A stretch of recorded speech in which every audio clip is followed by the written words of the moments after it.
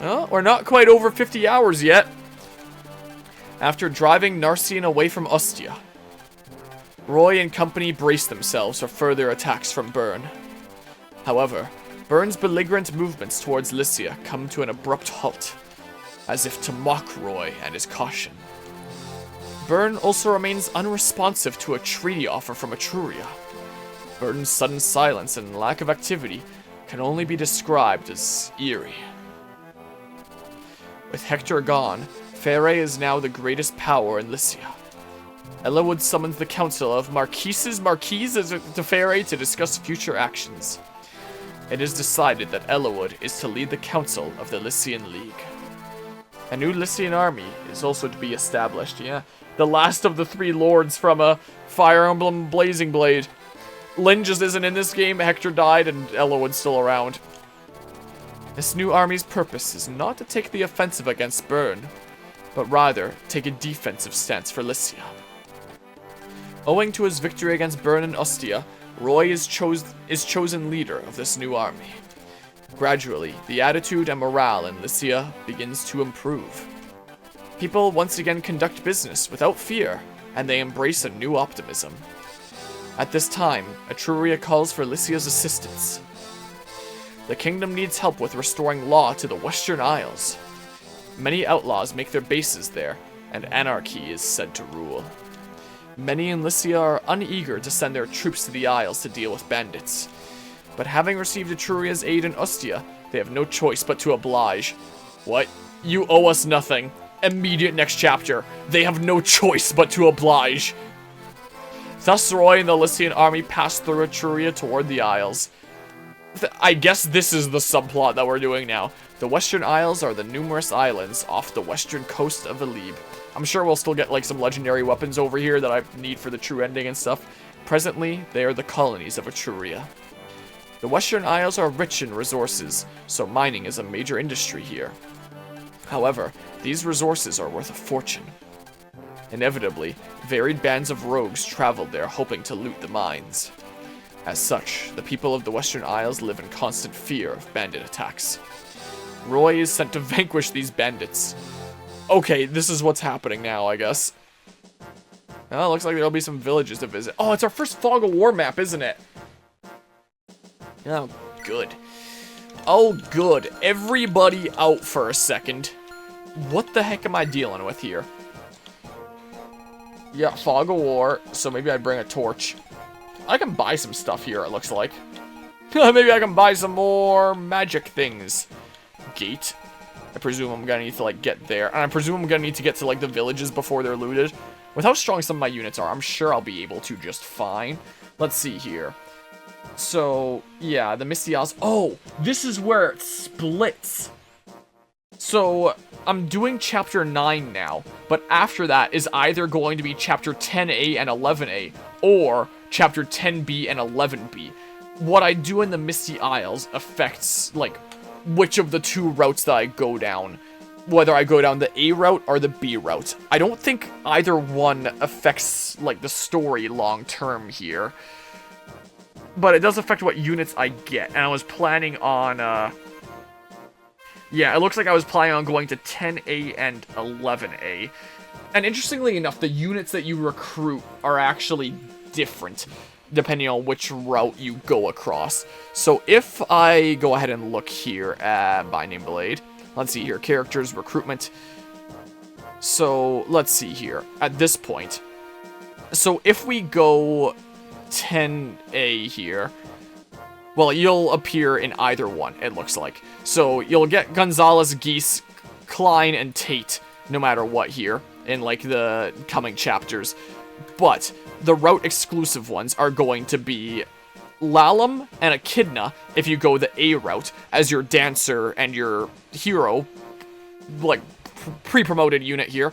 Or you can go for Elfin as your bard, which will have, like, the exact same use as the dancer with 11B. And you get Bartrite, which is another familiar face from Fire Emblem 7, who has, like, the most absolute ass growth rates you've ever seen, as we established during a previous stream. And I would kind of like to go for Bartrite for the, like, the throwback, a familiar character here, as we continue the story. And I've heard that Elfin apparently has, like, a closer connection to, like, the overall story. So story-wise, Elfin is the better one to go for. But Lalum has more supports in my party. Like, with my planned party here, Lalum can, let's see here, where do I have Lalum in the list here? Can get a support with Roy and Ugwe, whatever the heck, or however it's translated to here in the thingamabob. I just keep on saying, what was it here? Uj, because I keep on thinking that from, like, there's all sorts of different translations and interpretation and stuff here. So, across Roy and Uj there, she can support 2 of my party members and get those supports. And that's also why Roy isn't supporting with Lalina, because he wants to be, like, Lalum's other support here. So he's supporting with the friggin' Alan and Lalum are his 2 supports, and then she gets a support partner, and, like, she gets her supports maxed out there across those 2, is the case. Whereas Echidna, what were your supports again here? It was, if I can actually spell for the life of me, Echidna here can support with Geese, who I don't plan on using. Wait, you can support with Lalum? How does that make any sense if they're, like, route exclusive? What? Is there, like, some sort of, like, extra content afterwards where you can do... What? Oh, I'm thinking Elfin is what I'm looking for, not Echidna. This is the 2 that you get by going that route, and these are the 2 that you get by going the other route. Okay, I'm losing my mind here. Elfin here. Percival, not using.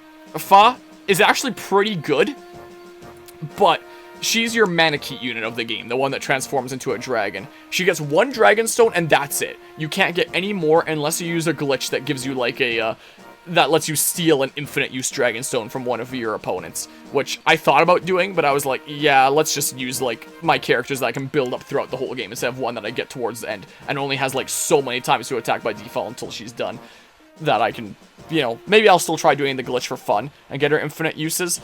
So, you know, would maybe use sometimes, not all that much. Douglas, I don't even remember who you are. Klein, I'm using Dorothy as my archer. I'm not using Klein. Cecilia, I'm using Claren, that I can, like, build up a bunch of levels and then promote, and then, like, you know, use there and have, like, some better stats and stuff.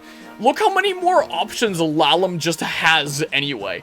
So Echidna, since they come together there, Elfin can't even support with Bartray there. Yeah, so there's that. I was thinking about using Geese. I was thinking about using him, but she can support with 2 of my party members here, so it's like, okay. That's what makes more sense here, I figure. So, even if Elfin is the thing that is better suited for the story, I'm trying to play optimally gameplay-wise here. So, if the story gets shafted a little bit for me trying to play a little bit more optimally gameplay-wise, then friggin' sucks to suck. So, I plan on going down the A route and getting Lalum there. Let me just double-check here that... Hold on, let's see. Characters recruitment. Double check that it's the A route that I go down. Yep, 11A that I would get Lalum. So let's see here. Let me go to this page, the Misty Isles. So, let's see here. In this chapter, Noah can recruit Fur and Sue can recruit Sin. Oh, or Shin, it's listed here. So I have to bring Sue in this map, it looks like. Okay, that's a good thing that I checked here. So I have to take Noah and Sue if I want to recruit them, even though I'm probably not going to be using them at the end of the day. I still want to recruit them and stuff. So, Noah! Guess you're coming with me. Sue, guess you're coming along too. Alright. Let's see here. There are 2 villages in the northeast of the map. If you visit the village in the northeast, the player will go to 10A and receive a killer bow. If you visit the other village in the southwest or neither village, you go to 10B and receive a restore staff. So I guess I get to visit one and the other gets destroyed. So, wait, there's 2 up here though. Oh, there's 2 villages in the northeast of the map. If you visit the village in the northeast, it doesn't say which one, just like both of them in general. The player will go to 10A and receive a killer bow. If you visit the other village in the southwest or neither village, then you will go to 10B and receive a restore staff. And even though I would very much like to go to B for story purposes of Bartray coming back and, like, what's his face? Elfin, not Echidna. That is apparently closer related to the story. It just doesn't work as well for me gameplay-wise. So is it just like which one that I visit first? Can I visit the other one later?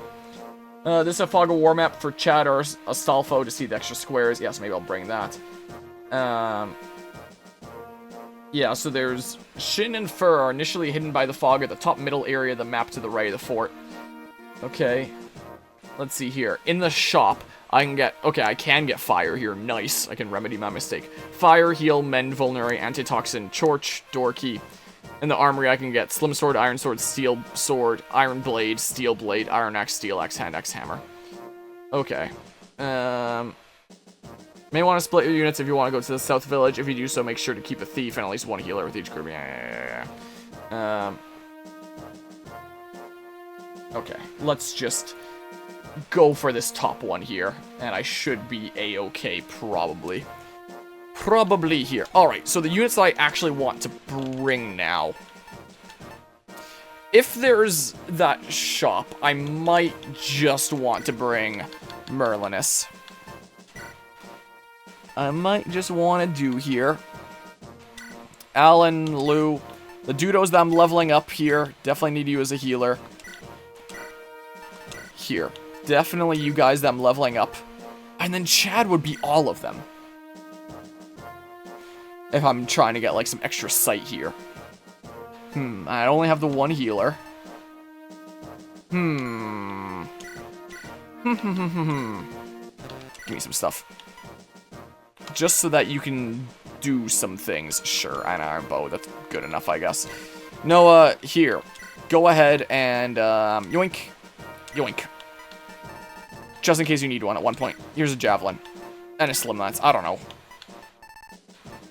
I don't know. How about just in case I give you, like, a vulnerary or something instead? That's what I do. Here, take that one. I don't know. Here, you can have some crap then, too. Here, take that. Cool. Yeah.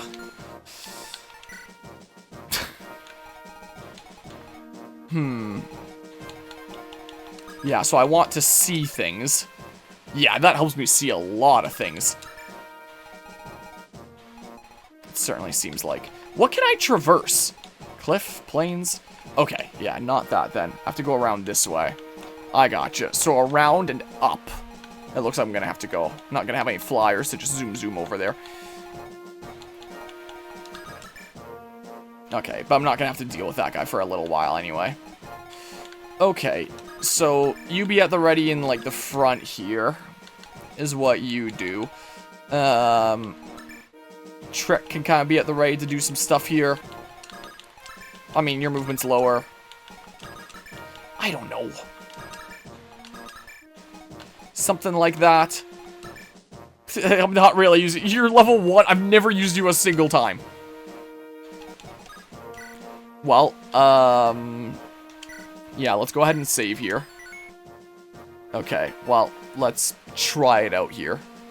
Let's see what I can do. Chapter 9, The Misty Isles.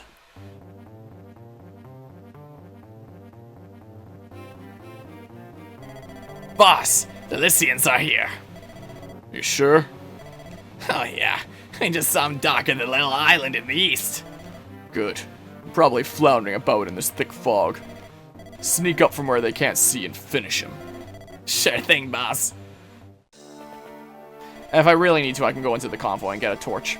Roy, I'm sorry that I couldn't stop this. It isn't your responsibility, General Cecilia. Don't concern yourself. Even in Etruria, people dislike how the High Chancellor treats the Lycians as pawns. High Chancellor? I thought the king made the decision to send us here. Actually, he didn't. High Chancellor Rortz works closely with Lord Arcardo, the noble who heads the mining operations here in the Western Isles. They made the decision without consulting the king. They have that power? How? Did you hear of the tragedy that occurred in Etruria last year? Of course. Prince Myrddin, next in line to be king, abruptly passed away last year. Yes, that's it. I never had the honor to make his acquaintance. I understand that he was a very bright individual. Yes, were the prince alive, Etruria would surely not be in this sad shape. King Mordred was overcome with sorrow when his son departed. The shock was so great that he has yet to recover. Of late, it seems he's always detached from reality. He pays no mind to anything happening around him or in the kingdom. Rort is exploiting the king's condition for his own benefit. Now, he's essentially in charge of the goings-on in the palace. He keeps the 3 Etrurian generals, Percival, Douglas, and myself, away from the king, except in times of great urgency. But what about when you came to our aid in Ostia? That was an exception because I had Percival behind me. But I'm sorry, I didn't have the clout to prevent this. I don't blame you. We will return to Lycia as soon as we complete our mission here. But please, I only ask that you take care of Lycia in our absence. You needn't ask. The Lycian League is in safe hands, as is Princess Guinevere. Roy, may I not go with you? You came with us to the Isles here? The battles on these islands are likely to be ugly. I can't predict what might happen. You should stay in hiding in Etruria with General Cecilia's protection. You can trust me, Your Highness. I know you want a truce to end this war. I will defend you no matter the cost. I understand. I'm truly sorry to trouble you. Roy, I pray for your safety. Thank you, Your Highness. I pray for yours as well. Alright, Eyes return. My bad, I missed besides the guy who sounds like a raggedy New Yorker. I did a little bit of cheese grinding. And because I was doing a little bit of cheese grinding with my automated script, I decided to start a 3D print. Like, I have space on the layout. I figured, like, hey, let's start a printing project during Binding Blade here. I'm printing a Pokeball now. I'm gonna try to get, like, a Pokeball 3D printed before this gardening event I go to. And then I can take it along and people can see, like, just some of the other cool stuff I can print in case anyone wants to take, like, a business card and commission me. Or something or other, is what I figure. So we're starting printing a Pokeball now. And it's gonna be, like, several parts. It's gonna be 7 pieces, that end up going together. I forget, when was the last time that I sent you a thing? I know that I've sent Pokeballs to some people before. I think I sent Carvia some Pokeballs, I think I sent Guzma some Pokeballs. I don't remember if I sent you some Pokeballs. If I haven't, maybe I'll have to remedy that, because they're actually really cool prints. Honestly. And you were supporting with who? Let's see here. With Wendy here, which is Gwendolyn here. I wrote on my spreadsheet Wendy because, like, I was working with, like, a different translation thing or Bob off of Serenus Forest. Let's see here. Oh, you have a hand axe. That friggin' sucks. In that case, I'm going here, actually. Yeah, and then, sure, start building up, like, that support and stuff. Use your eyes, man. Offer some space. Whoa, don't lag on me here. Okay, well, I don't know. Sure, do that, I think. That sounds good to me. So you're gonna come out over here. Nice miss! Heck yeah. Ah, my eyes. Okay. And then maybe I snipe with Lilina or something. And then you can deal with the hand axe guy here in a second.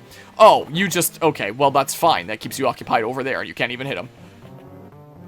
Okay, so a bunch of guys are just rushing after me immediately. The music here is a bit more intense and ominous. I'm digging it. I don't remember. I think it was something when you sent some souvenir from your trip to Italy. Did I have my 3D printer when I went to Italy?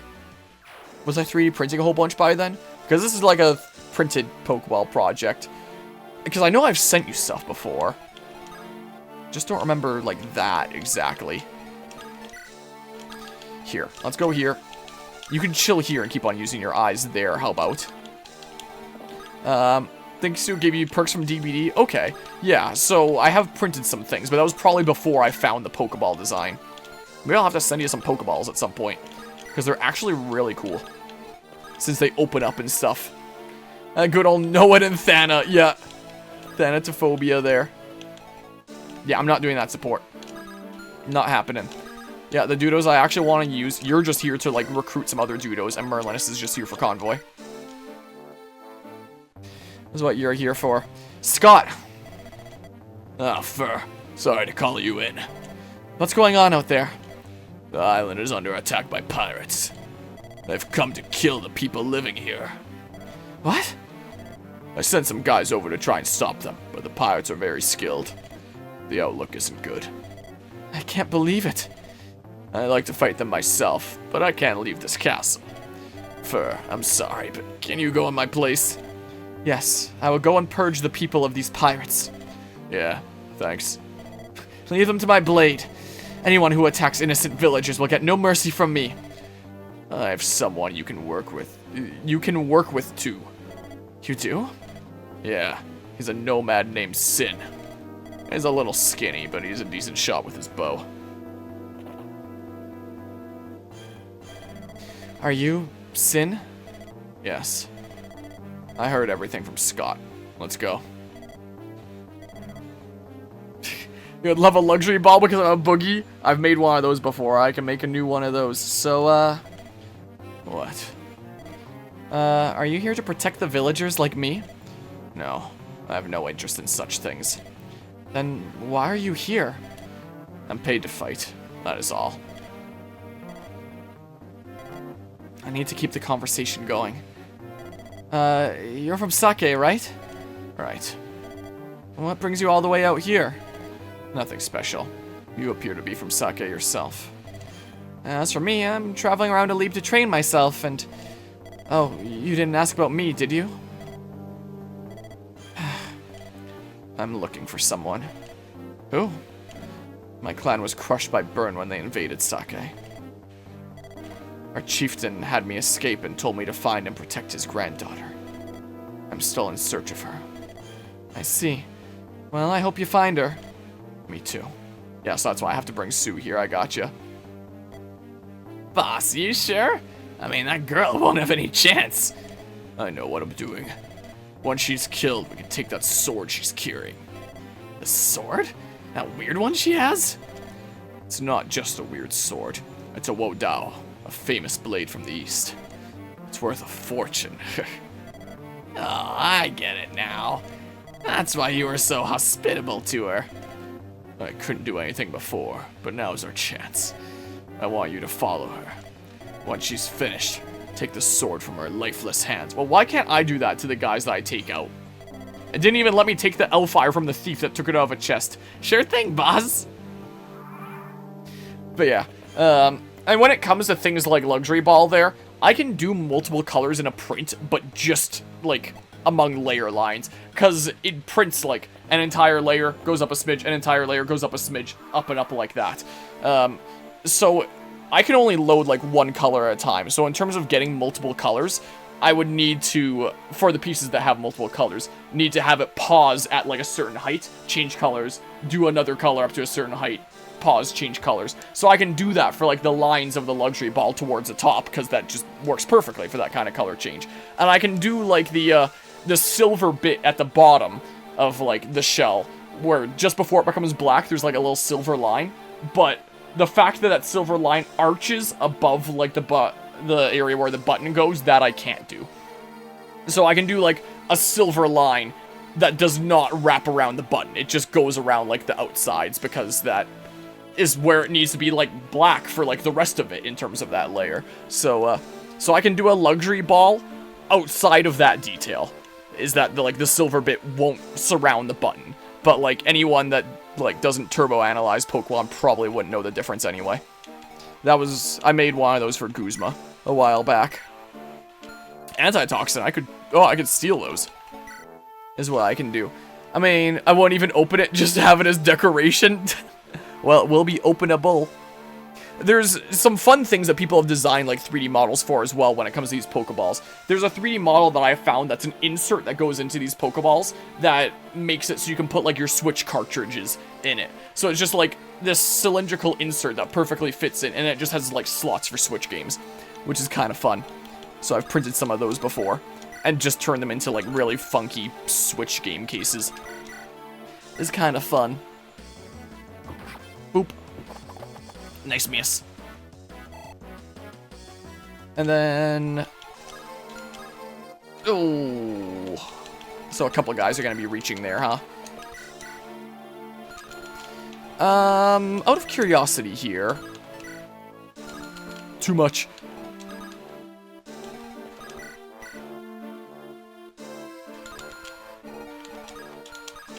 Nobody can reach that tile, so it's fair game for me to potentially take some damage this turn. This one has less durability. Sounds neat, but I don't have a use for that. I have too many games. Fair enough. But yeah, I can make 3 more Pokeballs. I have 3 more hinges before I run out. And I can order more. They're pretty cheap. Is the case. That is literally what I could turn this one into. But I think I'll probably print like 1 center Pokeball to take along to this event here. In terms of other fun stuff I've been 3D printing to take along to this gardening event, I've been 3D printing a bunch of ladybugs recently that look like this. And how I'm able to get like multiple colors in them is these are like different pieces that slot together. So like the ladybug bug is a piece, and then like the wings are a piece. And these ones didn't like properly slot on because I tried to print these in like a different way from the side, and then it didn't quite have the right tolerance. But it works like that, and then it comes as like a uniform thing. So I'll probably just take like a small pot full of like a bunch of these, and like if people want them, and you can put like magnets on them and stuff, and stick them to metallic things, which is kind of fun. So that's other fun stuff that I've been 3D printing lately. So now I just have like on the front of my desk like a big pile of ladybugs, because I've been printing a bunch of those lately. Out of curiosity, nope, that's not gonna work out. Lilina. But yeah, I figured that they're like really cute designs. I quite like them. And it's really cool how, you know, you can do that kind of thing to get like 2 colors in like a uniform fashion with a single color printer by putting pieces together there. Like just things that are multiple pieces that slot together, and then you get the multiple colors in a 3D print. It's just kind of cool and stuff. Here, I don't... No, that's not happening. I really don't want you getting shot, so let's not let that happen. Let's chat here for fun. The resistance is faring quite well. In the north and in the west, they're always engaged in battle. Which way will you go? Wasn't there a thing over here too? Here, Noah, you want to see it for fun? Among the pirates is a very skilled nomad. You can't see him through all this fog. But he also has a girl with him. Wow, big jealous. Let's not go into that tile. Sure, just keep on moving this way. But yeah, so I've been experimenting with some fun kind of prints here. Because I'm going to this gardening event, I've been 3D printing like a bunch of custom like stakes as well to mark like what things are. Well, north is whichever way you're facing, so it's left of me. That's right. That's how it works. Wow, the lucky miss. Cool. So in terms of ways to, like, label tomato plants, for example, I've been making these stakes with, like, 2 colors of the wooden kind of filament. So I've experimented with, like, starting with the darker one first, and then switching to the lighter, and starting with the lighter one first, and then switching to the darker. So, like, the other side is just... That's confusing the track in my camera. And these are just from, like, color changes going upwards. So it's like I start as the dark one, switch to the lighter wood, then switch to the red, and then switch to the green for where it says cherry. And I'll make ones that say, like, beefsteak and slicing for you to categorize different tomatoes. And, of course, do ones that are, like, yellow in addition to red. Like, I printed a yellow one for my Oma, for example, for her yellow Brandywine tomato. So do like some different colors and stuff, and then people can label their tomato plants with like cool wooden-like looking stakes that are just printed in PLA plastic that hopefully don't melt in direct sunlight, considering PETG that would be better for functional prints like that doesn't really come in things like wooden colors, as far as I'm aware. So hopefully they don't melt. The ones in my Oma's windowsill will be a little bit of a test to make sure, like, hey, they're not gonna melt in the sunlight, are they? Considering lower melting point of PLA and how it can get a little bit droopy when exposed to like really strong, intense, prolonged sunlight. So normally I wouldn't print gardening stuff in that, but that's the only way I can get that kind of brown, so like, so sad.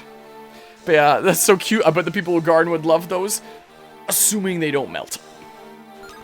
That is my biggest concern right now. Like, functional prints I try to print in PETG, which is what this is. Like, just regular oil-based plastic, what plastic water bottles are made out of.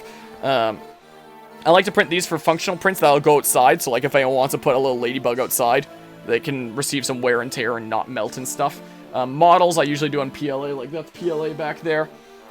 And And these are PLA, just because I've never seen, like, a wooden PETG filament. I only see that ever in PLA, so... I've printed some pots in PLA before. I haven't had them melt in sunlight yet. They've actually been just fine. But I will, like, warn people, like, by the way, this stuff is not actually meant for, like, functional prints that get wear and tear. So, hopefully it'll be fine. Think you could test it with UV light, then direct sunlight? Maybe. There are some in my Oma's windowsill now with her little tomato sprouts there that are in a spot that gets really, really, really warm. So, if they're fine, then, like, I'm sure that the others will be fine, too, most likely. I really want to give experience to you, but, like...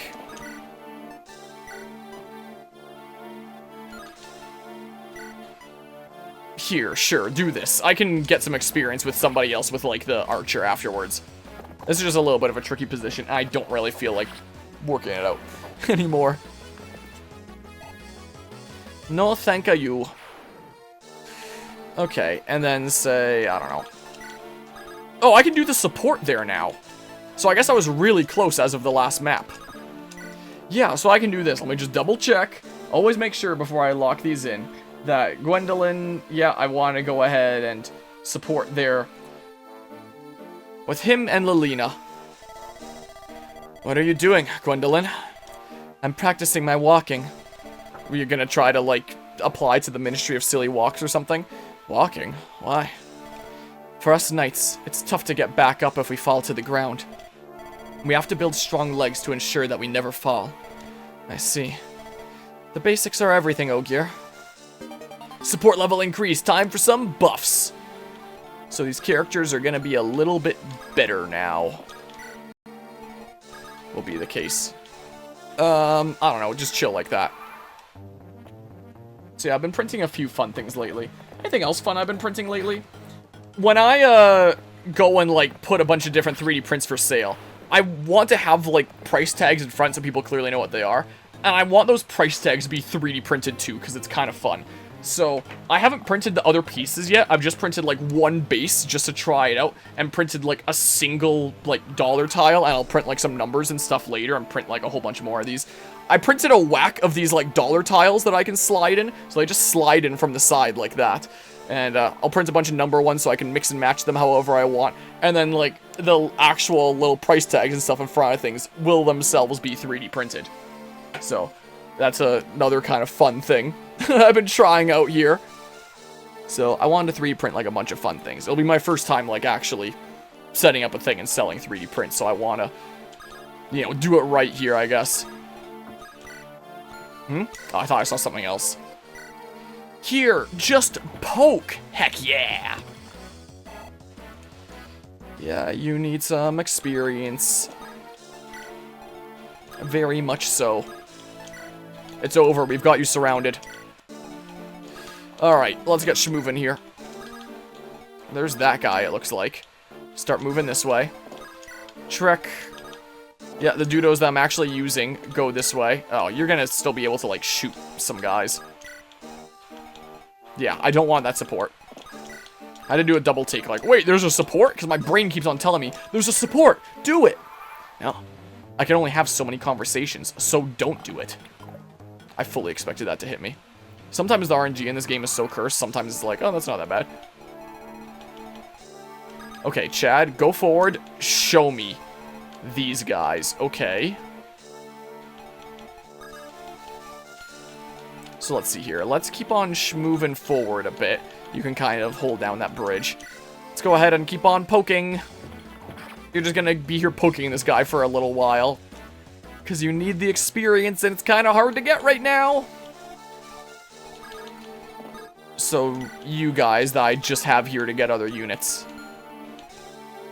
I can have kind of on the roll of surrounding that dude for now. This is what I can do. So let's see here. Noah. Yeah, you go there. Trek, get moving forward. This is the way I go. Yeah, just move forward like this then. Don't go quite into the archer's range yet. Oh, here comes Fur. I need to talk to her with Noah, I believe.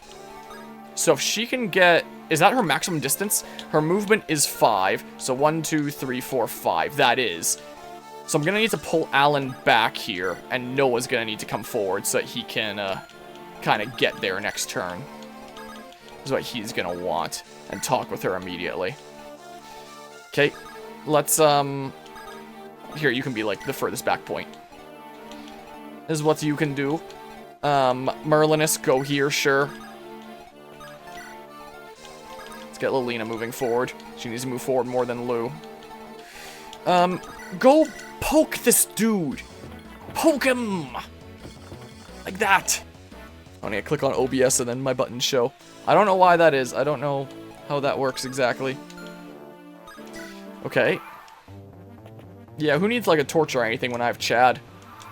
The Chad here.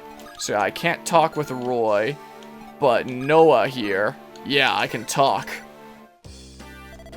Fur, it is you. Sir Noah, what are you doing here? I joined this army back in Ostia. Whoa! What are you doing? Sheath your sword! Sir Noah, you aren't the noble man I thought you were. What? I know you're a mercenary, but lending your services to pirates? You should be ashamed. What? Don't act like you don't know. You're working with pirates to attack the people living here. And you call yourself a knight. Hold on. I think there's been some kind of misunderstanding. Misunderstanding? You still have the nerve. We're trying to help the villagers. Our goal is to defeat the head of the pirate group here. His name is Scott, I think. What? Scott is the head of the pirates? Sure is. If you don't believe me, why don't you ask the pirate over there? The one behind you, hiding in the bushes. Pirate? What pirate? The plan failed. I gotta go tell the boss. Hey, come back here. You didn't suspect them at all? No, Scott was very kind to me. Really? The rumors say that he's a brute of a man. My mother always said that you shouldn't judge a person by their looks. Well, certainly, but I was fighting for pirates this whole time. What should I do now? Do you want to come with us? Truly? Can I? We're always looking for new recruits to bolster our strength. I'll talk to Roy for you. Thank you. Speak about pirates, I'm now basically, like, all the way caught up on One Piece. I just finished the Wano arc. So, like, I'm basically as caught up as it's gonna get. Like, I can start the next arc, but I know that it's not finished, so, like, you know, it's not like I'll exactly be able to finish it. You know, you only have Wo Dao, so you're gonna want to, like, chat with Merlinus if I want to, like, do any stabby stabs with you. I was debating between, like, Rutger and Fur for, like, my main, like, swordsman person. And design-wise, I think I probably would have preferred Fur. I mean, Rutger's pretty cool as well, and he's a long-haired dude. But I get Rutger earlier. His growth rates seemed better. Both of them have hard mode bonuses because they both start as enemies, so they both get, like, a buff to their stats that you get in hard mode. And I was just like, yeah, Rutger's the way to go. Plus, he has, like, better supports in my party, so sucks to suck, Fur. You're getting benched. Get friggin' poked! I haven't missed one yet until now.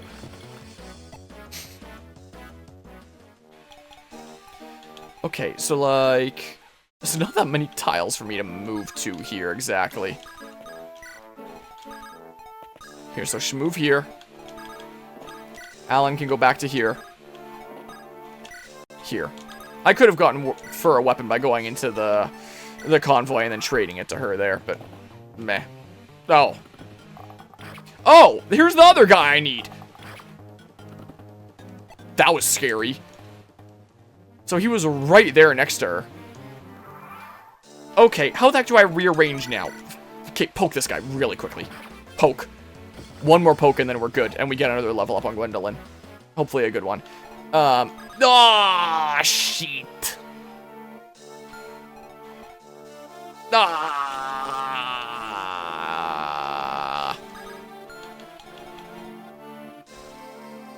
Okay. I haven't done one this map yet, so before I screw everything up.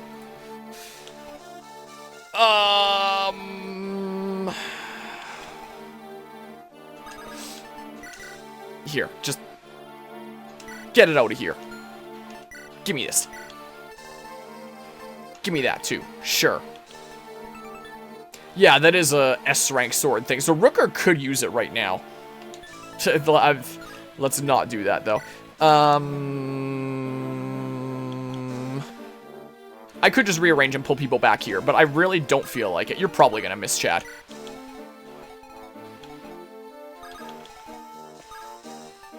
There, do that. You'll shoot Alan, who's not gonna counterattack. Oh, I need to do, like, a weird rearrange thing here anyway.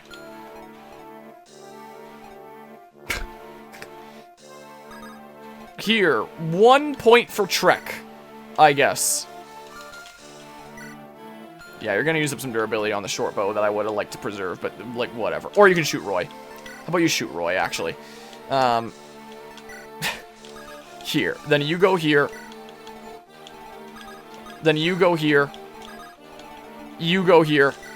There we go. And you're at the ready to, like, chat to him next turn. There, jeez. Ow. Only 1 durability used that time because not being doubled. Wow, of course you landed it. Okay, can you just, like, poke this guy out of here now, please? I don't want to see him anymore. Get him out of here. Bunch of experience points. Please be a good level up. Please be a good level up. That is not really a great level up, but it is pretty odd seeing speed go up on an armor knight. Though your speed, like, growth isn't, you know, as terrible as it would be with most armor knight kind of units. Here. Talk. Sue. Sin, what are you doing here? I was looking for you. For me? Why? The chieftain told me to. What happened to the clan after I left? There were no equal for Byrne. We lost. What happened to my grandfather? He still continues the resistance against Byrne. Is that so? I was told by the chieftain to find and protect you. Then you will fight alongside us? With you. This army is fighting against Byrne, like my grandfather. They also saved my life. Then, of course, if that is what you desire, I am at your disposal. Thank you. Heck yeah. I don't know.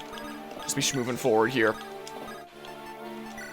Here, go ahead and yoink one of those. We should be good. I'm probably not going to use you in any maps past this point. I can start getting ready to, like, move forward for real. I probably don't need a heal, Chad. I probably don't need to, like, conserve my heal stabs, like, crazily here anyway. Alright, let's see here. Let's get you back forward again. I want to move you out of the way so I can get Chad here and see that. I'm on the axe, but I'm a friggin' paladin, so I'll be fine. Whatever.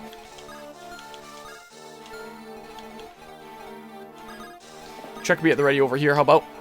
Hopefully there's no flyers over there waiting to, like, come over and screw me. Hopefully not. And then the units that I actually plan on using a bit more here can shmove up. You definitely need a heal. You are definitely going to want that. I'm getting some more fire stabs. I'm getting some more fire tomes, some more heal stabs. Alright. You guys, your purpose is kind of served. Now, back out. Have the units I actually want in here to move forward. No, you are not supporting with Chad. I do not want you exhausting your max amount of conversations that you can have. Okay. Even with the weapon triangle disadvantage. We're building up the axe experience here. My Alan is gonna be so good at so many weapons by the end. He's gonna be amazing. Oh, you made your way over. You're not in a forest tile, are you? Oh, God, you are. You're an axe, though, so, like, it shouldn't be that big a deal, I don't think. Can I whittle you down? I'm probably gonna crit you. Man, Trek doesn't have the best of speed, does he? You don't either here, it doesn't seem like. Man, just go for it with Roy. Screw it. Don't crit him. Don't crit him. Nice. It actually worked out. Seeing 18 there when I don't want to crit is basically 50-50. Seeing 18 there when I do want to crit is basically 5% chance. Is my experience with Fire Emblem games. That's what it feels like. There we go. Get you some EXP. Level up. And... could have been HP luck, I guess. Could have been worse. Alright, Chad, come on up here. Have a look-see. There's some archers here.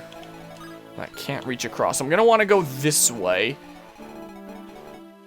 But yeah, the game gives no indication about the route being different depending on which village you go to. Just like surprise, I guess. Yeah, you're not reaching there. Do I want to heal him in case he gets sniped anyway? I have lots of funds. And I can get more heal stabs here. It's no big deal, I'm sure. Okay. And then say... I should have moved Lilina forward first. Yeah, Noah, you're going with this back squad of 5. That are just kind of emergency reserves. Of your reserves, and you're the ones that need to come here to, like, unlock all the characters and stuff. Even though I'm not going to be using them. I still like to recruit all the characters I can when I play video games. Still very much what I prefer. Wow, I don't double this guy. He has a poison axe, that's annoying. I forgot to steal the antitoxins off of those assholes earlier. I'll steal this guy's. This is what I'll do. Here, pew. I could have been, like, stocking up on antitoxins. I guess maybe it's not the worst thing ever that I didn't get that one guy's earlier, considering, I'm filling up my inventory with vulneraries enough as is. Okay, sure, go for it. Give it a go here, even though I'm pretty sure Uj, whatever the heck, is a lower level. Print is actually looking pretty fine. It's seeming like I was a little bit worried about it. Yeah, definitely a decent smidge higher level. Okay, yep, the Dudos I'm actually using move you back because you have more movement. Okay, and then I'm doing a little smidge of this. Of curiosity, what level do you come at? 5, it looks like. And presumably with hard mode bonuses as well. You would have. Well, time for a bunch of pirate reinforcements. Oh, you're just making a beeline for that!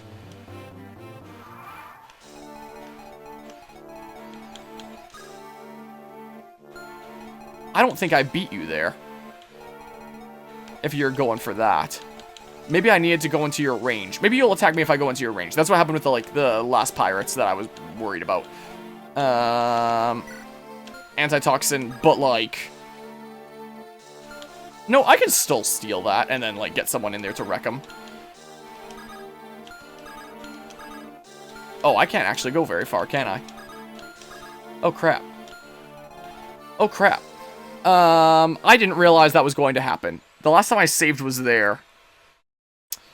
Oh...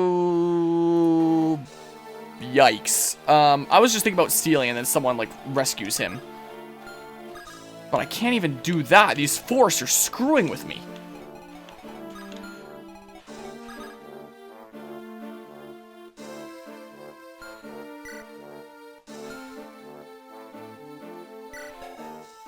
Oh, you're almost at D. You'd almost be able to use a hand axe on this guy.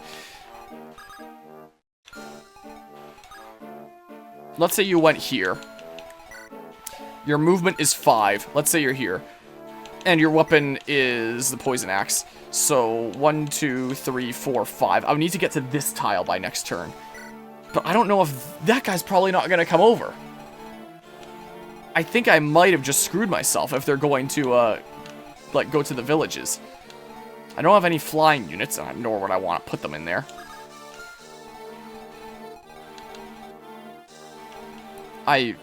Okay, I thought you were going to come over this way. You just make a beeline for the villages. That sucks. That really quite sucks a lot, doesn't it?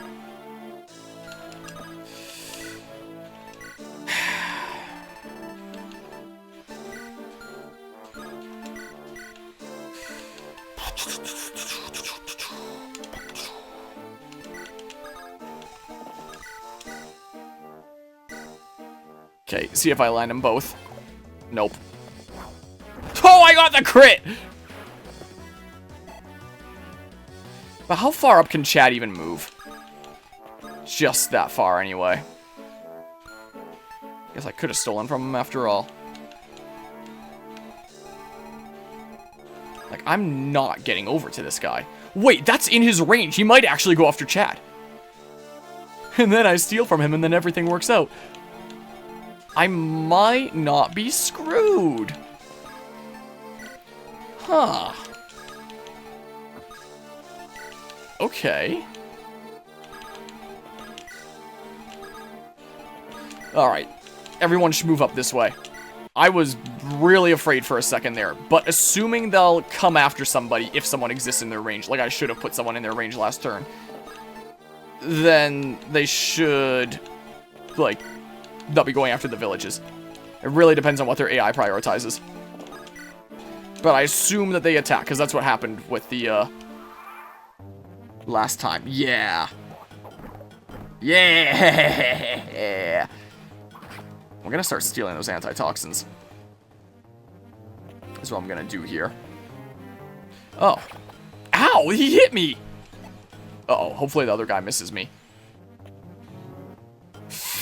Oh, that was a little scary. I don't double. Uh-oh. Oh my god!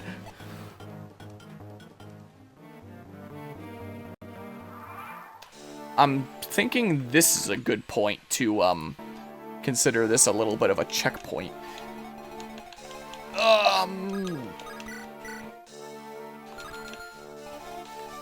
You have antitoxin too, you don't. Yeah, so you can't get onto here. So I'm just gonna go ahead and, yoink! You don't have, like, a hand axe or something, do you? You sure don't. I can send Alan to go deal with this situation now. That he might be a little bit better suited to. And then I can have, like, Lilina finish off the guy up there. And Chad can just kind of dodge tank those guys. Is what I'm thinking here. Makes the most sense. Okay, so Lilina then goes here. And takes out this dude. Like that, and she gets some experience after he had his antitoxin stolen. So hopefully the other guy moves into range next. Is whittled down. I can steal from him, and then get another level up. Magic speed, hell yeah! It's only a +2, but that's a +2 that I like.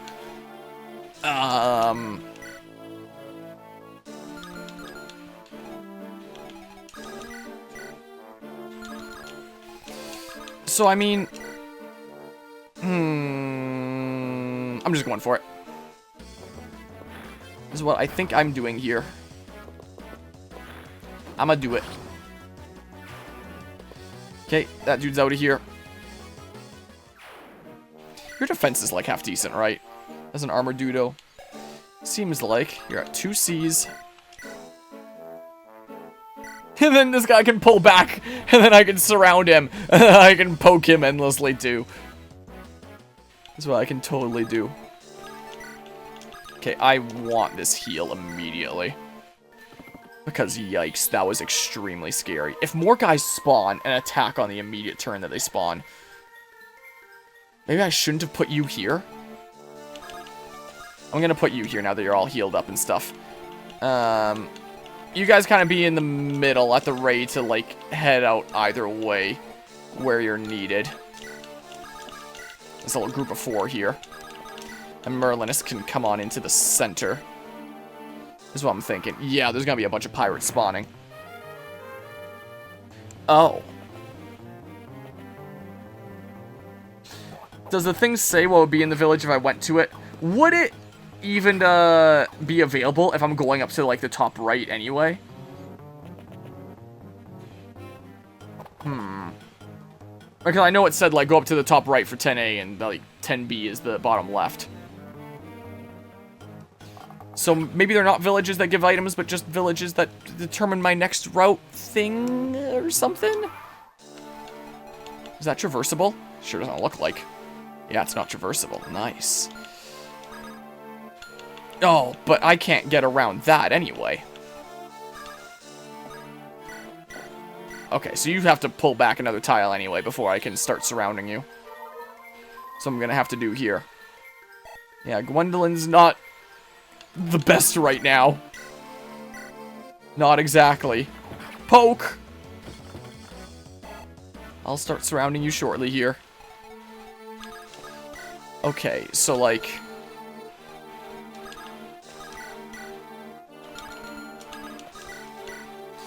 I double this guy. So I think I'm gonna go for him. And then Ogier, Ogj, whatever the heck. Can maybe finish him off? Yeah. Ogier. Ogier. Column here. Ogiers have layers. Just like onions. Okay.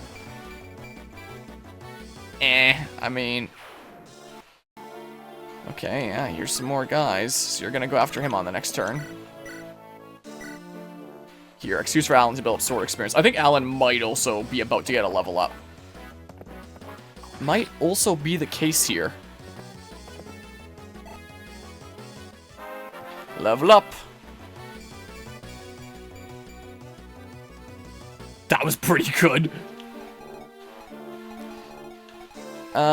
Yep, that guy's whittled down. Yoink, that's mine now.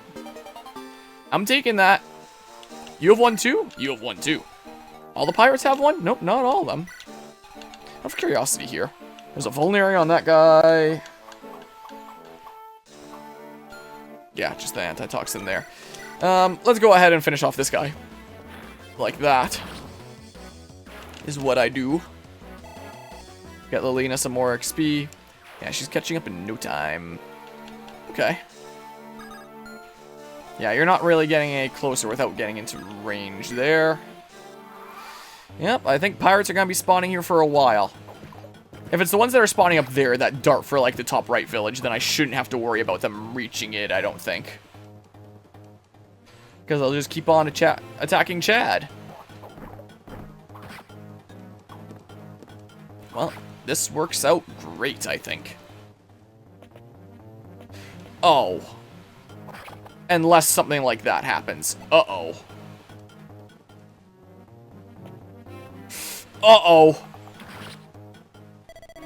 Man, my Armor Knight really doesn't Armor Knight, huh? I'm going back to here. So, one guy attacked Chad, didn't get finished off, and then they were like, hey, I can't attack anyone, so I may as well keep on going to the village. So maybe I shouldn't actually keep this up. Maybe not.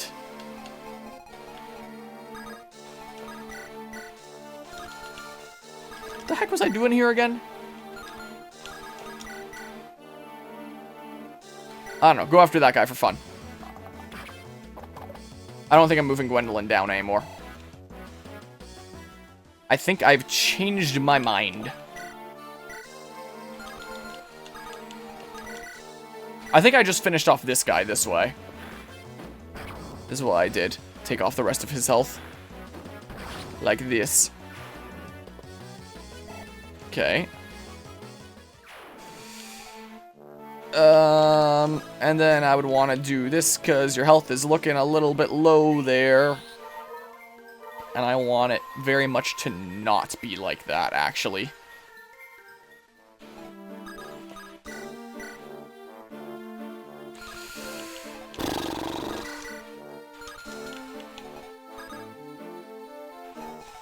Out of curiosity.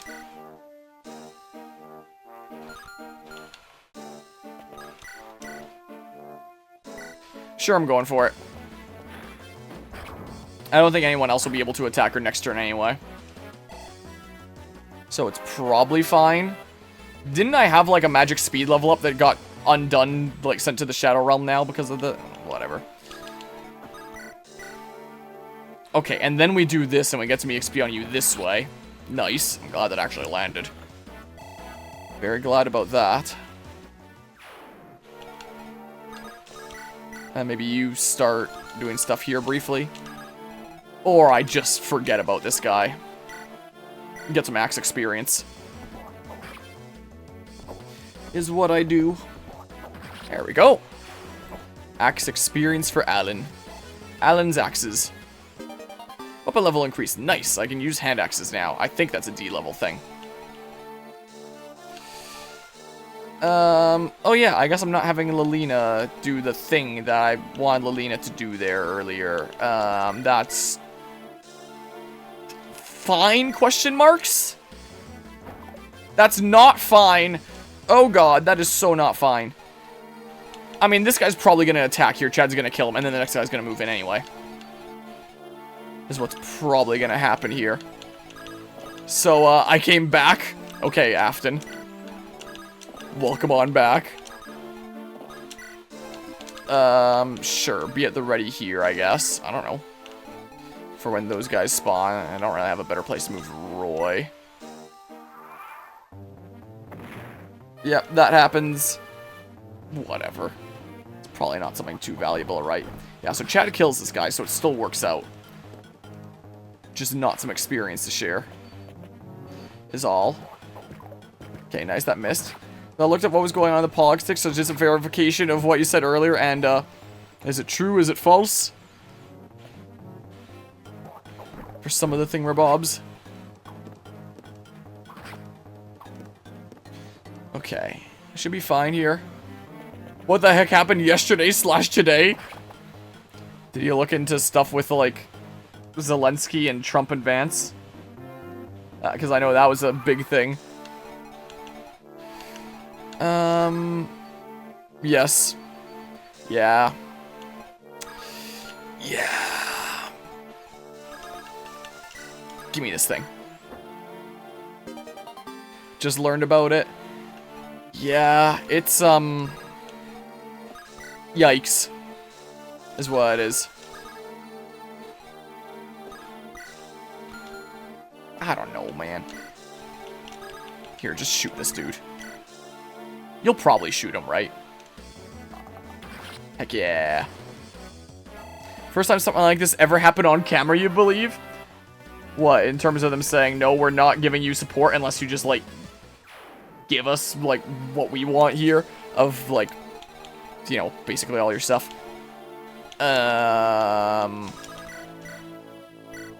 I didn't see the full thing myself, but my mom had checked it out. I was chatting with her a bit about it earlier today. I'd seen clips. You know, like, they literally broke into a verbal fight. Oh, stuff like that there. Oh, that's not a bad +3. About, like, hey, like, give me a chance to talk, or you should be saying thank you. I think Vance was saying stuff about, like, you should be saying thank you, and then, like, later in the day, Zelensky took to Twitter and thanked, like, every single ally that is still standing with Ukraine. Like, every single major leader that's still standing with him, I thought I had heard. But, they're like, nope, stop. You gotta be more grateful. And it's certainly something. I wouldn't mind having Alan at the ready to potentially dash up there, but I kind of gotta use him over here. Is what I kind of gotta do. Okay. You gotta be grateful for the stuff we didn't do for you. Yep. No!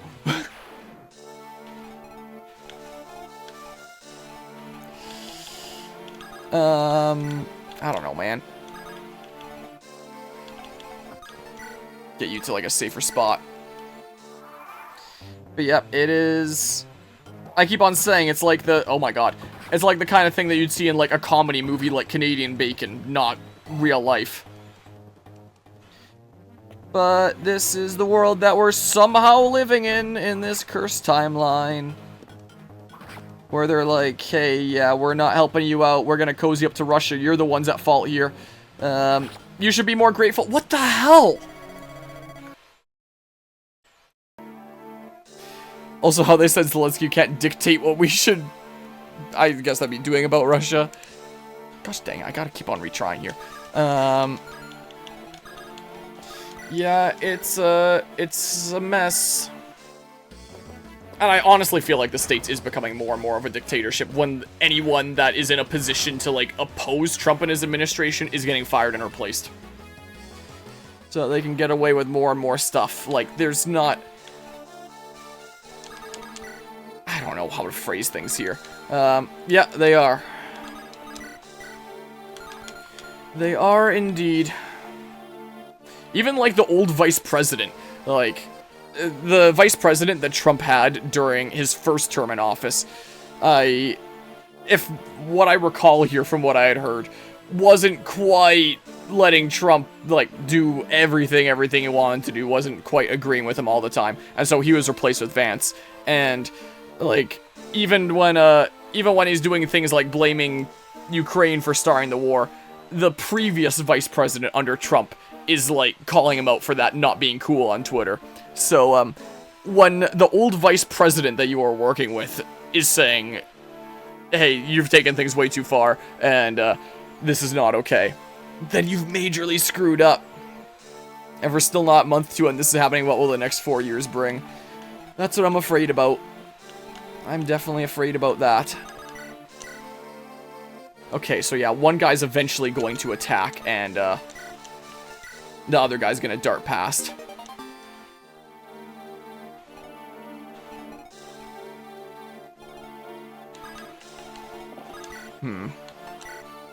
Here, just axe. Yeah, so even with my cheesing, I still struggle with this game a little bit sometimes. And I'd be losing so much time if I wasn't using, like, states. Because, my god. Doing this chapter over from the beginning again, I think I will pass. Nope. Guess I'm trying this. Yeah. It's, I don't understand how it's real life. But I feel like the States is slowly becoming its own dictatorship. Here, I don't know, send Trek in this time. When they're trying to slowly get rid of all other opposition. I have a bit more accuracy this way. I'm going with this.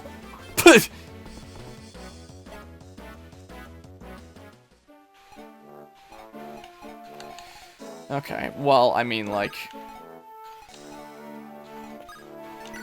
Sure, do this. It is very, very quite scary. Okay, heal up there. It's currently 2:25 in the morning. This might be my last map of the night. So it might well be. Got 3 maps done in a night. I've been streaming for over 7 hours here. At this point. I've been streaming for a little while. Worst thing is to get a +1 in, but still.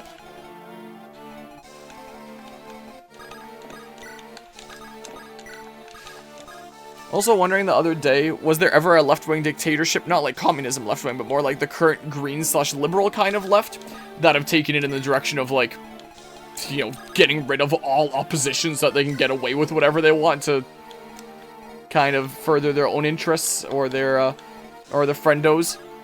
Like, I'm sure that they're definitely not free from corruption, and I've heard, like, you know, them doing some things that make people scratch their heads like, oh, should they really be able to get away with that? Like, I think there was some things to do with some of the Biden pardons, if I recall, which Trump has done way, way, way more of. But still not, but yeah, not free from corruption. Yeah, for sure not. But yeah, this scale is, just, like, near unprecedented, I feel like. Like, when was the last time the States would have seen, like, this kind of rule? Okay. Miss. So maybe I steal and then I shove Alan in there or something. If he can get over enough. Please miss. Nice. Very nice. But yeah, this level of bending the rules is, yeah. Here, let me steal here first really quickly. Like this. I don't know why, after what's going on in the States, the right-wing parties are still growing in popularity, like in Romania. I'm sure that they probably have, like, very different agendas. I would imagine. Probably doesn't align as much with what's going on in the States. But I wouldn't know. I can get there, so I think I will. Honestly. Just to not deal with what I've been dealing with before. But that does mean that the situation down south is going to get a little bit more dire. Maybe I should move Roy down there. Maybe what I should do. Does Roy still have something he can work on? Like, can he build up weapon level? I imagine he can. He's probably not at S. Well, it's better than just HP. Yeah, he's at A. So he's doing pretty good weapon level-wise, honestly. Unfortunate thing here is all it takes is a couple lucky hits from them and I get screwed. They just need to hit me twice. And their odds of hitting aren't as poor as I hoped they would be. Here, do this. Possibly, although the far-right party in Germany definitely is siding with the US. For God's sake, Musk was on one of their conferences. Oh, jeez.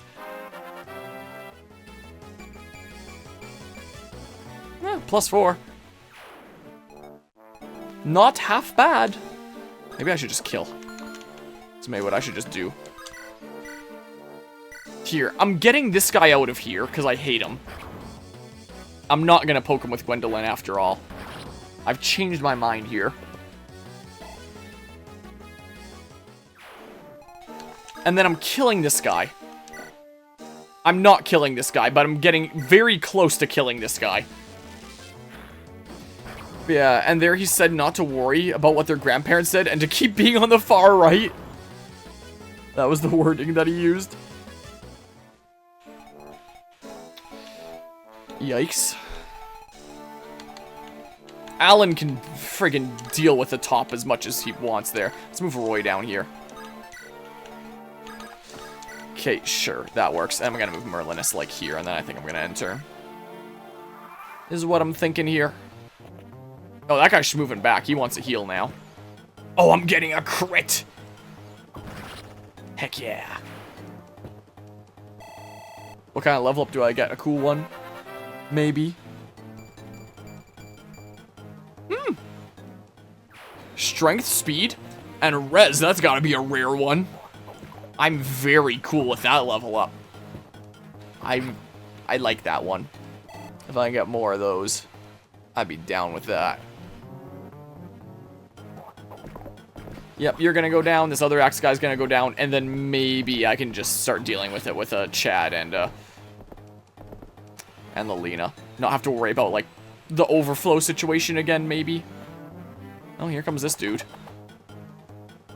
I'm not countering that, but it didn't hit me. Said, and I quote, children should not be guilty of the sins of their parents, let alone their great parents, on AFD's meeting a few days after making his salute.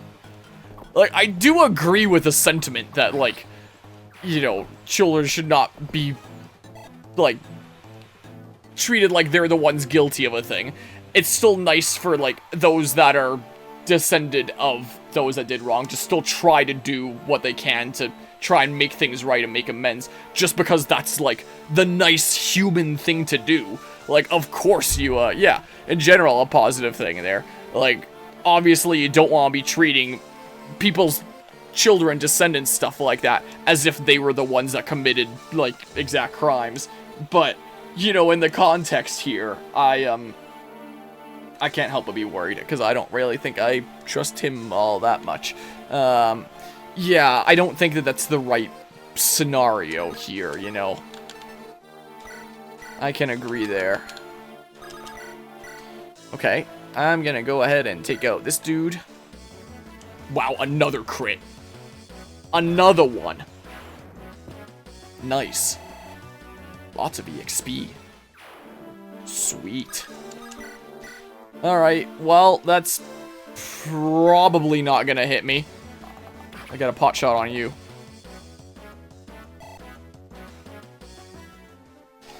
And then, like, I don't know, Trek. Trek can get here. Sure, it's probably not gonna hit him. Well, it hit him. It didn't do that much damage, though. I still don't see how I would get through this without, like, cheesing the hell out of this game. Like, I don't quite see how I would fashion it. So your movement is 5, right? And you have a hand axe. 1, 2, 3, 4, 5. So you'll be able to attack up to there. So maybe leave that tile unoccupied. I'm probably not going to be able to see you in a hot second here. I assume you're going to get hidden by the fog. But yeah. Yeah, I agree with the sentiment that's like, not necessarily a bad thing to say out of context. Like, I do generally agree. But, like, I do not trust Musk at all. Like, and, in kind of the context here, especially after he's, you know, I feel like with the whole salute situation as well, that it could have just been, like, an honest mistake. Like, the whole idea of, you know, what is the acceptable angle at this point? Like, of raising your arm and stuff like that, and needing to, you know, be careful that you're not, you know, accidentally doing a Nazi salute here. But I just don't really trust him, is the case. I don't trust him and his interests, I can say here. Should I try and bait you out here? Or something like that here? No one needs a heal majorly, do they? Not majorly, it doesn't seem like. Here, let's move you here. Alright. And like, oh god. I'm critting again! That's 3 in a row! Watch someone else come up and kill him now. Especially now that the tile's open. Ooh, another +4 and res going up again! He's gonna die now. Like, that's the way my RNG goes. After 3 crits in a row, he's gonna die now. But yeah, Trump has like a very weird position in office. Oh, you can reach that. Weird position in office. He's counted as a special government employee or something like that. Ooh. And nobody is entirely sure, like, how much power and influence he has, like, what exactly he does. No one seems to know quite exactly what Doge is and, like, how far its jurisdiction goes. What kind of an organization it is. Alright, I think I'm, doing a thing. But yeah, worried for the people of America and Europe and the world as a whole, to be honest. Yep, I am as well here. Everything's so polarized. Everyone's fighting with everyone. If you're not with the main groups, you might as well be against them. Yeah, and this has just kind of made things more polarizing here. Is the stream lagging? It looks like it's good on my end. I guess that's probably just like a local thing. Most likely then. Alright, I can probably get away with like going back to my formula here. I think I baited out that mage by getting close enough here. I think I'm going to need to move Alan back to the bottom again, just because that's the situation I found myself in. But yeah, hello, Cream Teamer. What are you printing? I'm printing a Pokeball right now.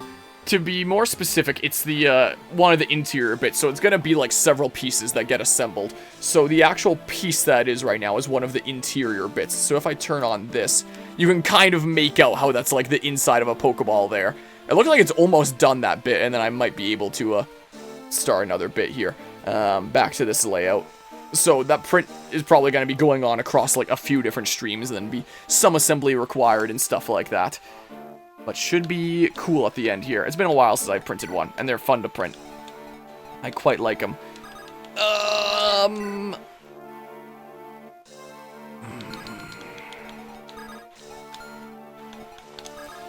Alan, I can move all the way here.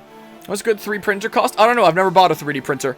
This was a Christmas gift to me many years ago by my cousin that currently has 8, I think, 3D printers he currently has. Only one of which is, like, working right now. This is a custom-built Ender 3, is what this is. And Ender 3s, I think I've looked up before, and they're usually around, like, a few $100. Yeah, most of this 3D printer is 3D printed. Any blue or white piece on that printer is 3D printed. So, like, most of the tool head that you see is 3D printed. I have the bottom half of another tool head here. This is, like, my old nozzle and, like, tool head assembly. We just printed another bottom half of the tool head, and then, you know, put in the new tool head. So I could easily swap back in, like, the old hot end if I ever wanted to. So, like, this whole assembly and stuff, this is all 3D printed. Like, obviously not the wires, not the heat sink, not the shoe, not the hot end, but, like, the casing for it. That's all printed, just, like, on there and stuff. So, the only piece on that printer that it printed itself was one of the squares on, like, the bottom left corner. Most of the printers have been printed by, like, other 3D printers that he has. So, that printer has printed a piece for itself, but most of them are from other printers, is the case. But yeah, so, you know, a lot of the non-mechanical stuff of that is 3D printed. 3D printers reproduce by themselves like cells, absolutely here. But yeah, lots of things that obviously can't be printed, but what can be printed is printed. So yeah, a lot of that is 3D printed. I think I've seen like Ender 3s for around like $300-ish before. I know that there's Ender 3 Pros as well. I don't know what the difference is. This definitely, you know, is a lot different than just a stock Ender 3 printer. But if I just look up Ender 3 printer, why do I have a rubber band right in the front here? Oh, I must have pulled it out of my drawer by accident with like my tool head and stuff. 3D printer revolution all the way. So like this is technically what my machine is a images Ender 3. This is what that machine is. Obviously, it very much does not look like this machine. Obviously, it looks quite different. But technically, this is what that machine is as core, after, like, a lot of modifications.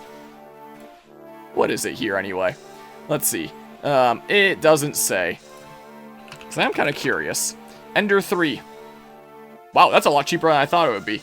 Ender 3 V3. $269. That's not that bad, actually. Ender 3 S1 Pro 400. Like, they're not too bad. They're like buying, like, a gaming console or something like that. Not the worst thing ever. Of course, with, like, a lot of upgrades made to this machine. So, this works a lot better than a stock Ender 3 printer, I would imagine. I don't know if I've ever actually seen a stock Ender 3 printer. So, this is just, you know, my very...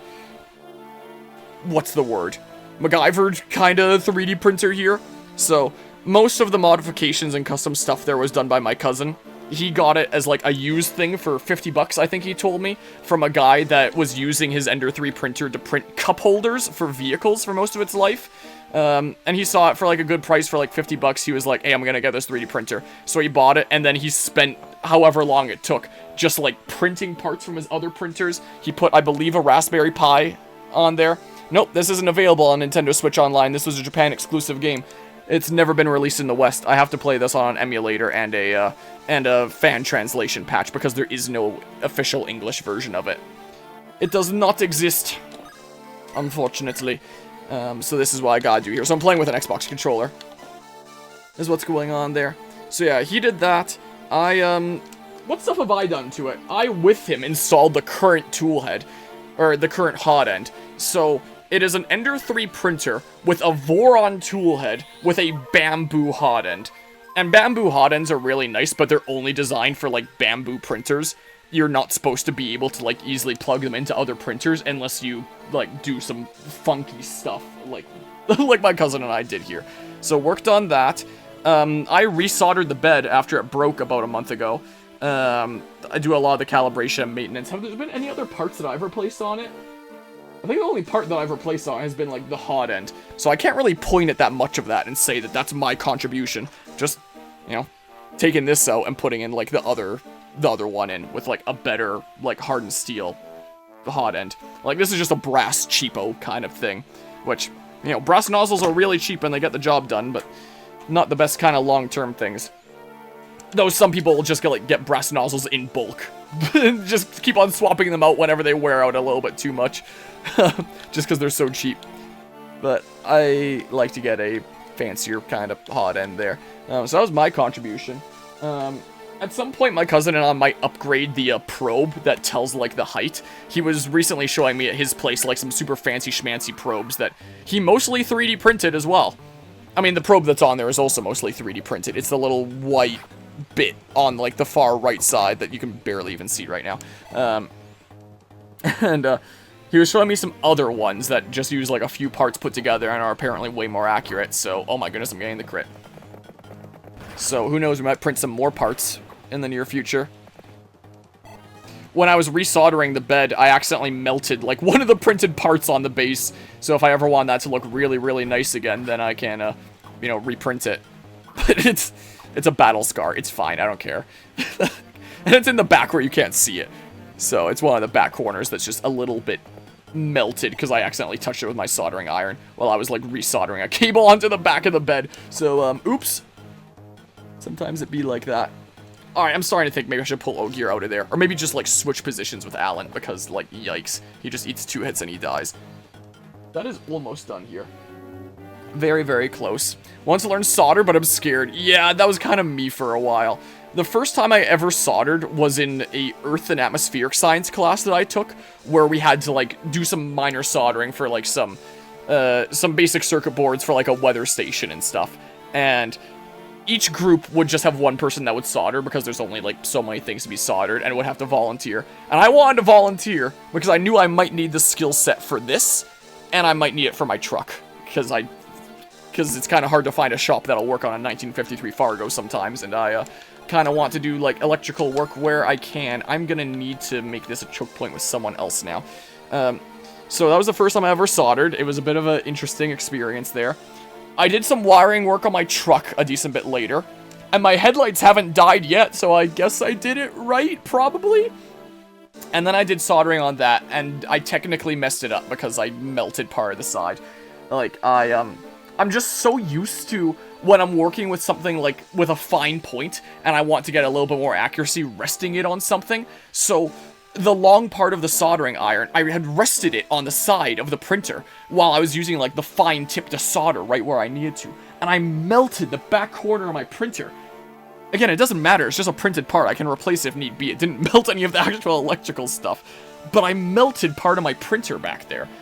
So, you know, I didn't quite have the finesse I needed, and I, was a little bit dumb. Let's see, I think I took a photo on my phone here of where I melted the printer. I guess I could just pick up that camera and show it afterwards. But let's see here. Yeah, here it is. File cannot be empty. Alright, I'm having weird stuff with my phone here. It's about to finish printing. I can show the part of my printer that I melted.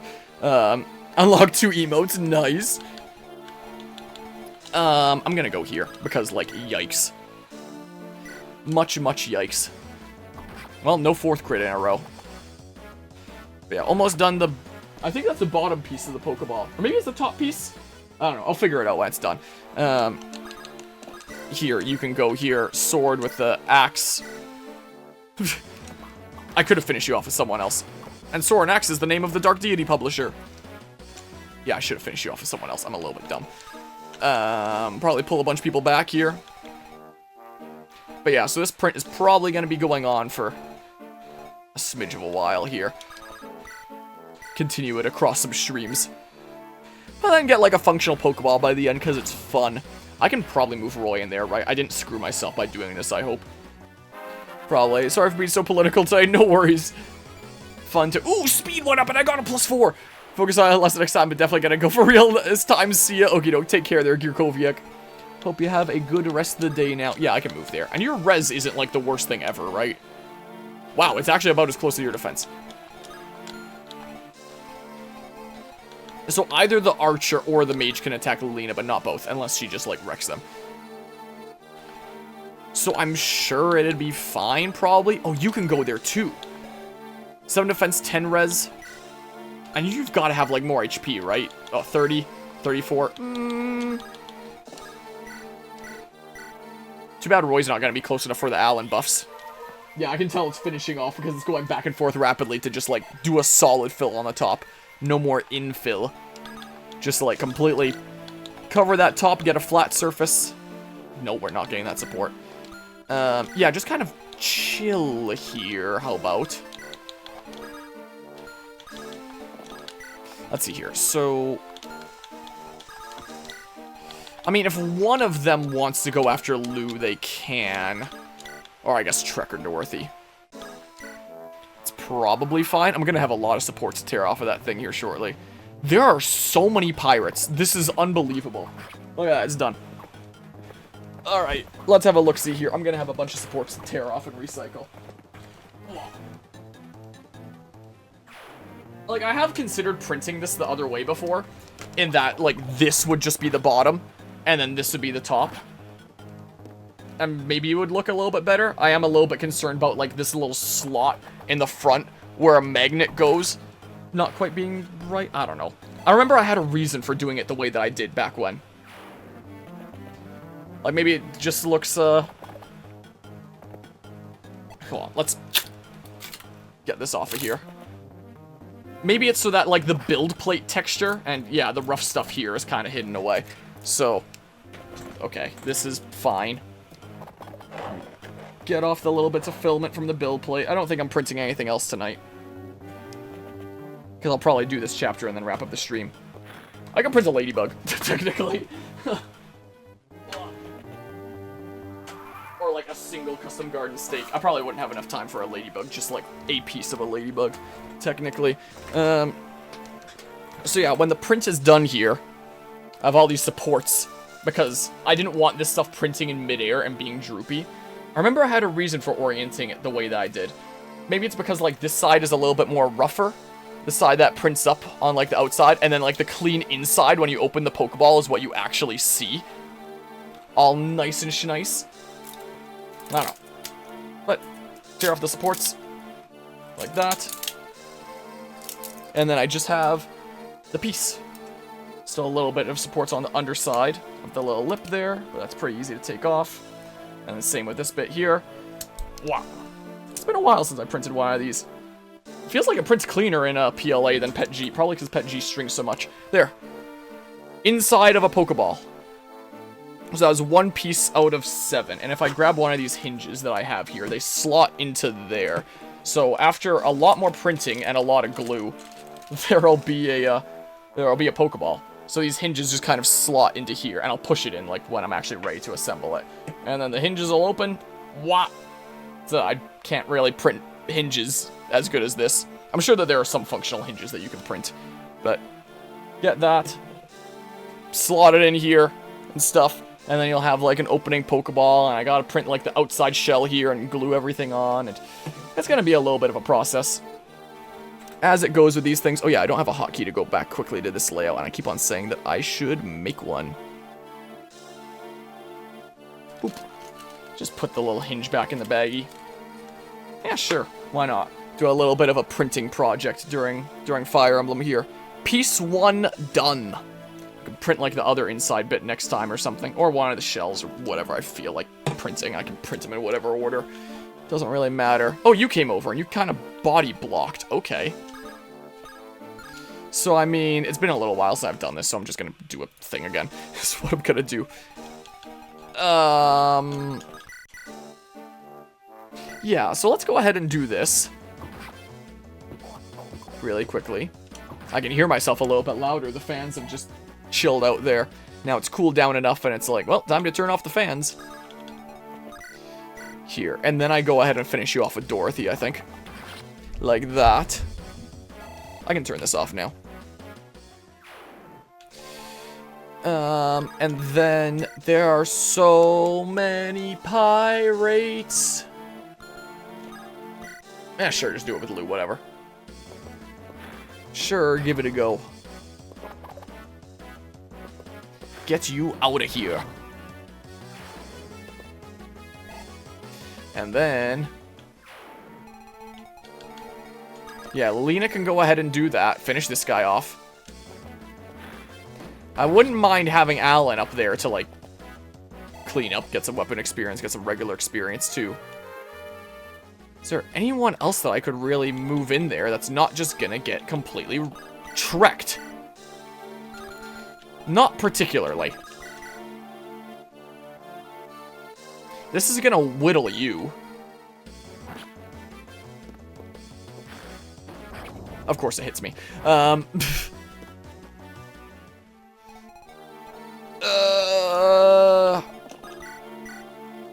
No, that... ooh. I'm not feeling it, Mr. Krabs. I'm not feeling it. This could just be the time to use one of these guys, but like... oh, I need a heal on Gwendolyn, don't I? What am I at here in terms of durability? 7? Okay, that's fine. I could just go here, like this. In fact, I think I will. Screw it.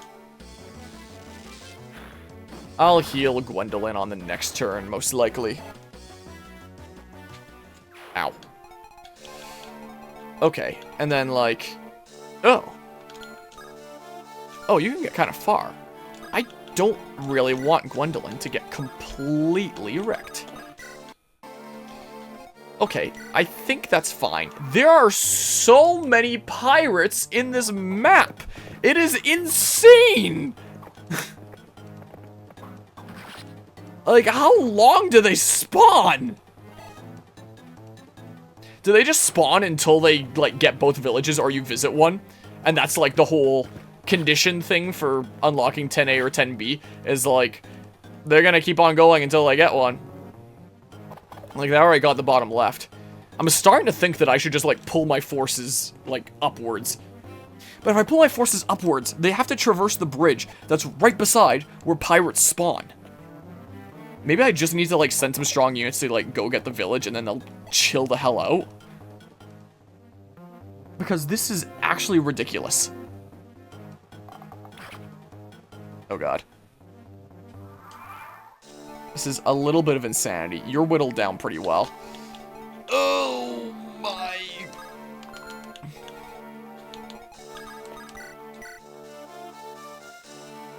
I'm pretty sure I can eat another arrow. From the other guy there, right? Probably. Oh my goodness!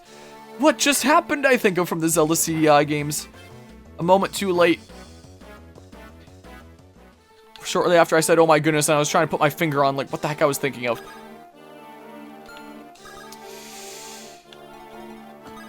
Do you not have a javelin? You do have a javelin. That tile is lit up. Wow.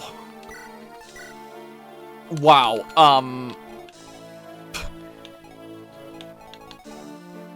oh no, it was, oh my goodness, this is awful, I think is what the Zelda CDI, I think was, whatever. Like, I can snipe any one of those guys that I want to, too. But I think I might just do this instead. I'm gonna start pulling a squad upwards. Is what I'm gonna do. Okay, and then I'm gonna do this to take out this guy. Get out of here, you.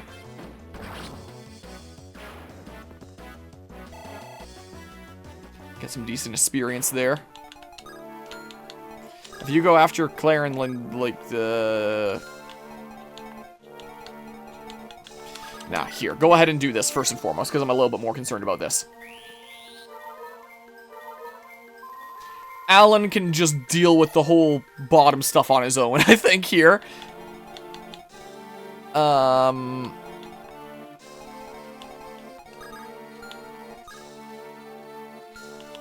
Yeah, you have a range thing.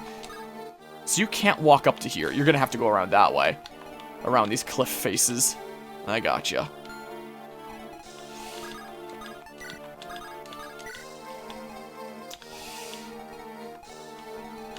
And I'm probably gonna want some sight over here. Oh, well, that's fine, probably. You just keep on chilling here and looking pretty. I'm going to those villages. I'm gonna hope that going to the villages ends this, because, like, what the hell? Hopefully a pirate doesn't spawn and go after Lilina. I'm realizing a little bit late. I should have occupied that tile with someone else, like Gwendolyn. Is what I should have done. Of course that landed. And another guy can reach over there, can't he? And, like, hand axe. Yep. Oh, thank goodness. Much yikes. It's 2:56 in the morning right now. Yeah, I can eat one more arrow. Looks like I don't have to. Okay. Well, there wasn't another guy spawning here. Another guy just... No, that wasn't another guy that spawned there. There was a guy that retreated there. Wait, you might actually be able to whittle pretty well here. Yeah, you can whittle pretty well. It sure looks like.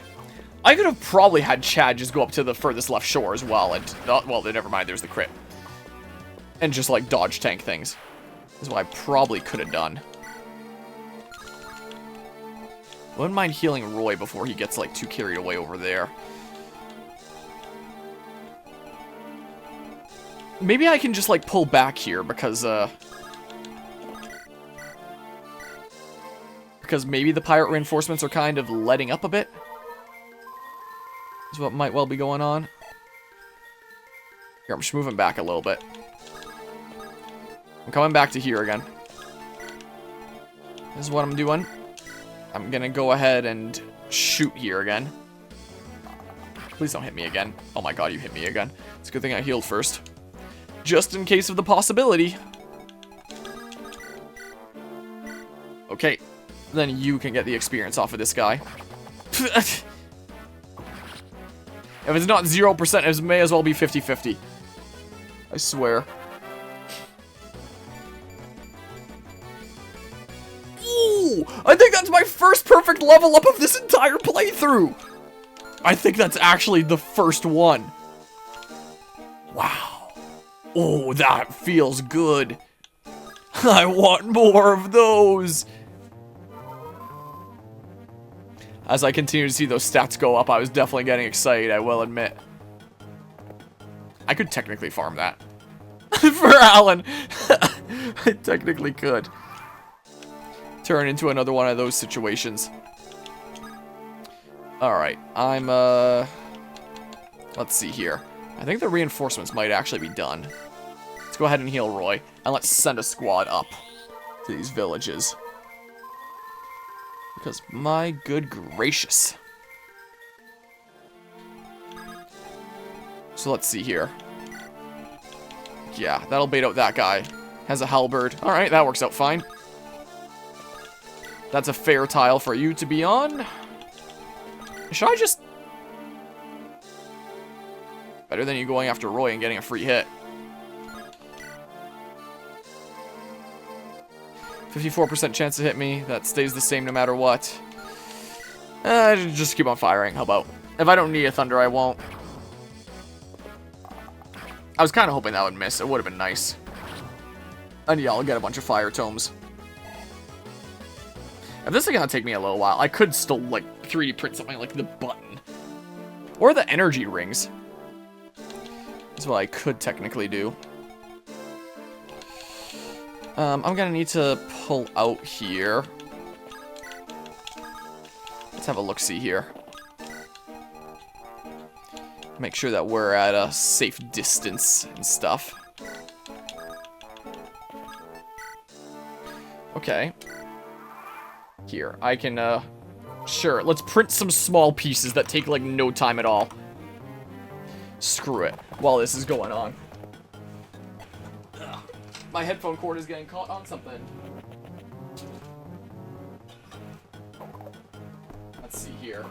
Make sure my filament doesn't get tangled. Whoa! Oh, that was Roy. I was scared for a second there, honestly. What have I done to my filament here? Whatever. Let's just put it through, and I'll sort out later. It won't get tangled like that. Let's get green PLA. Start green here. I'm about to drop my controller. Please don't drop that. Uh-oh. I better not have just let my filament get tangled. I probably didn't. I just lost the end. You don't want that to happen so it doesn't, like, loop under itself and then get tangled somehow. That's very much not what you want. Alright, this is the end here. Just make sure I didn't loop it somewhere by unrolling a bunch really quickly. I don't think I did. I think I'm good. I'll hear it start making noises if, whoa. No, that time I did drop my controller. Oh, this was such a bad idea after all. As it would turn out.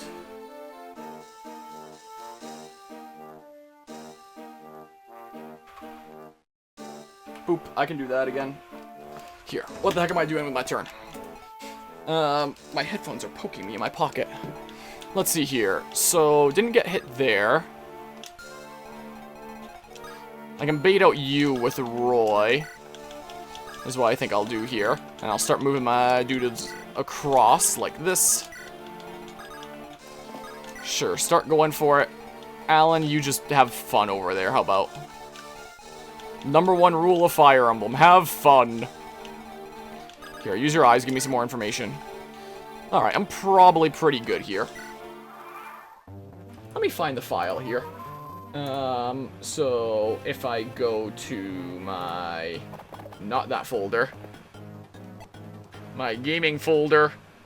And then... Pokemon, and then this Pokeball. And then these energy things, because they take, like, no time at all. If I find where the heck the energy thing is. The ones I've printed before. Energy ring. Oh, that's in Pet G. Do I not have a PLA one? Because I loaded PLA in there. That's another Pet G one. This is a PLA one. I've apparently printed a few of them. Yeah. Print that one. They only take like 10 minutes. I should tell it to print 2 at once. This is what I should do. Instead of starting like fresh prints back to back. But, oh well, that's something for me to configure another time. I'll just have it print like the files that it already has like in its system. Right now. This is what I'll do. Of course I can't double. What is your speed anyway? 8? Oh, jeez, the other guys are faster than him most of the time. Oh, you could use a heal. Here, sure, do that. That sounds good. Then maybe I can give it to, like, Trek or Lilina or something. That's maybe what I can do. Wow, itchy beard. You're gonna get a level up here soon, too. Yeah, you've only got a couple levels left. Level 11. Nah, I'll give one to Trek here. How about? Sure. Even if I'm not gonna use him too often, still nice to have him around for supports, so may as well give him some EXP sometimes. Okay, well that should be fine, I think.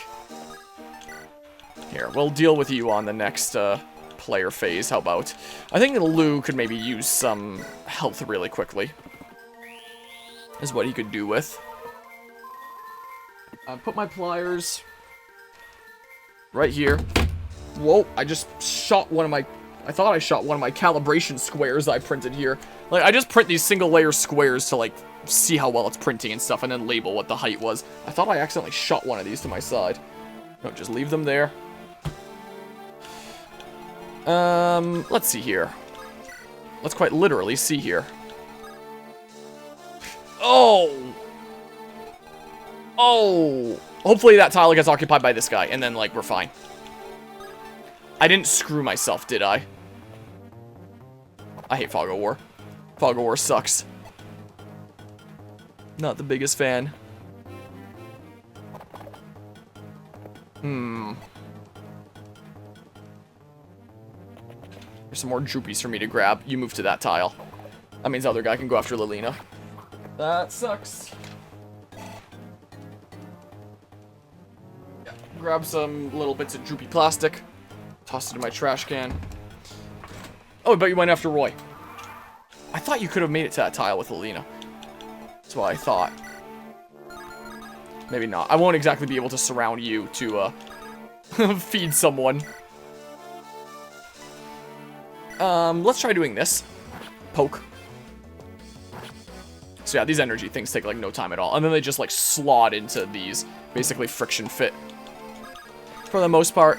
But when I glue the whole apparatuses together, I still like putting a little bit of glue around them anyway, just to make sure that everything stays together and stuff.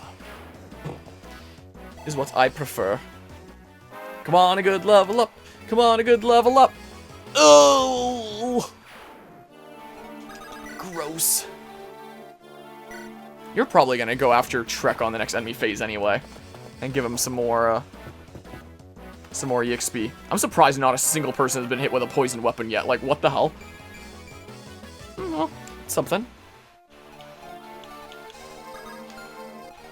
Okay, so, like, nobody else is here to sneak up on me, right? Yeah. Alright, I'm gonna go send Merlin a shopping. Because no one's gonna be there and, like, go after him, right? Probably. Just in case. Go right there. Yeah, that sounds good to me.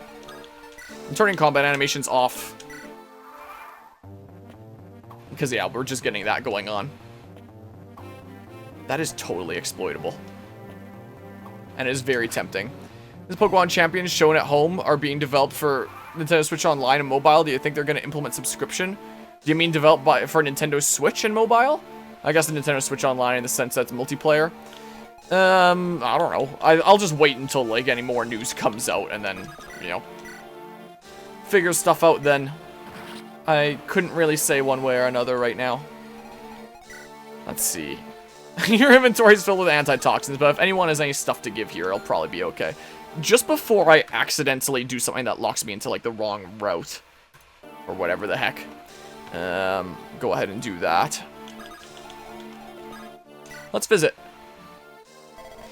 The only people here are women and children. All the workers have been taken north to the mines. They aren't even allowed to rest. They're forced to work until they die. My brother escaped, but he was reduced to skin and bone.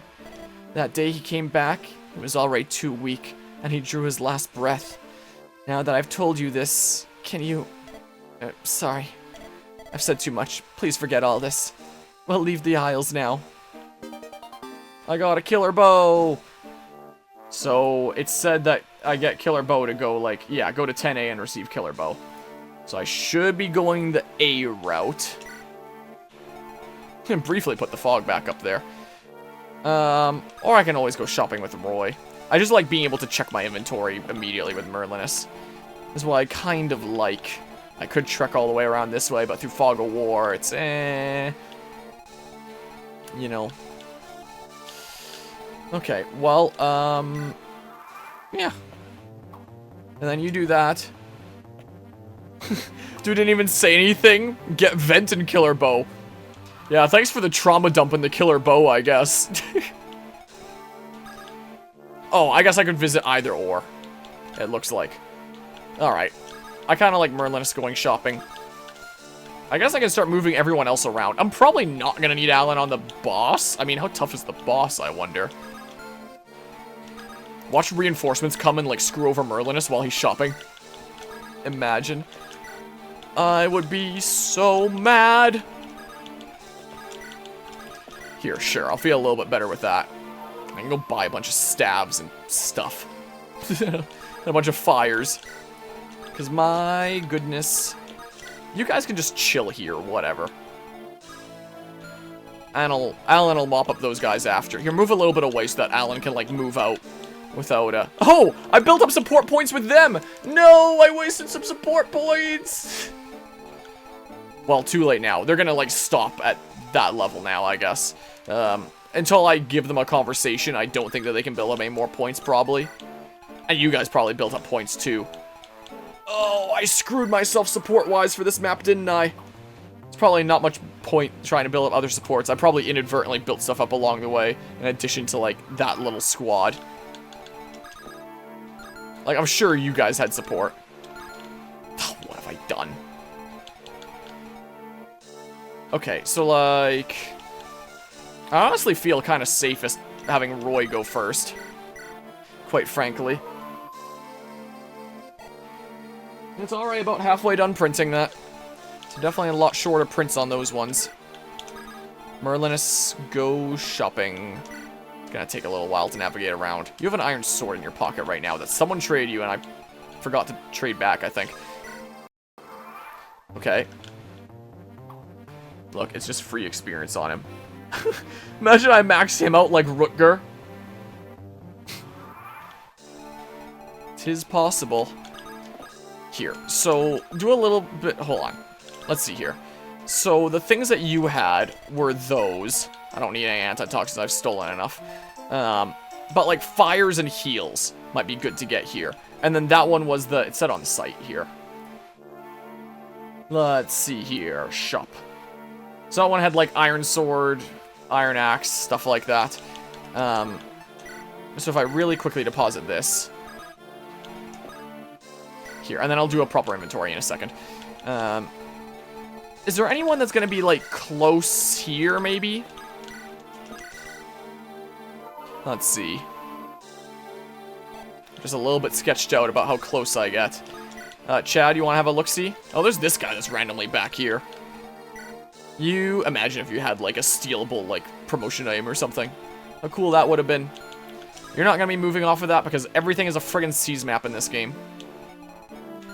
Yeah, I can start having Trek move up there. Make the trek over. Okay, this squad is moving this way, I think. Okay, Alan is just having a great time down there. Quite frankly.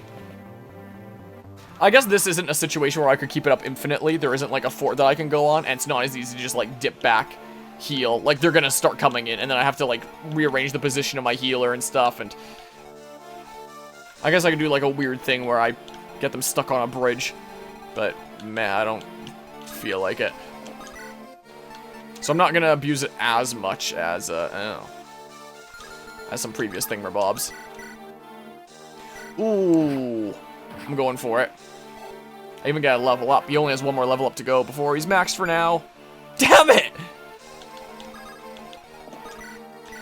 Okay, please don't miss. Okay, cool. I probably should have saved that for enemy phase just in case, but I didn't. Wow. That's what I get for not being smart. Okay, so yeah, you're gonna be able to attack out to here, because you have Killer Axe, Hand Axe. So I'm probably not gonna want to get all that close to you. You have Killer Axe on right now. I wouldn't mind getting someone in your range to force you to switch to the Hand Axe, and then coming into close range to attack you, because I don't really want to mess with that RNG. Quite frankly. There's some guys here. I could get some of them. If I really wanted to. Who needed, Dorothy needed some health, it looks like. That's what it looks like here. I can go ahead and get that heal. Keep on just moving forward. Alright, so let's see here. So I have 1, 2, 3, 4, 5, 6 swords. Yeah, I'm pretty good. I can get axes this map as well, but not lances. But I'm so good on lances. I definitely don't need any of those. I'm so good on axes. I definitely don't need to buy any of those. So I probably don't need anything from the armory. I don't think. There'd be like steel axes and stuff as well. But, you know, I'm fine here, I'm thinking. But in terms of stabs, yeah, I have 3 heals in there. Maybe I'll get a couple more just for funsies. But fires, yeah, I'm gonna want some of those when I only have the 1 back there. So let's see here. 1, 2, 3, 4, 5, 6. Get it to about the same amounts as my other things. And then give me a couple more heal stabs, so I don't feel shy about using a bunch of them. In fact, give me 1 more of these. Mend is heal, but better. But, like, meh. I'm never really in a situation where I need to mend. And if I really need to, like, I have some. I don't think I need to buy here.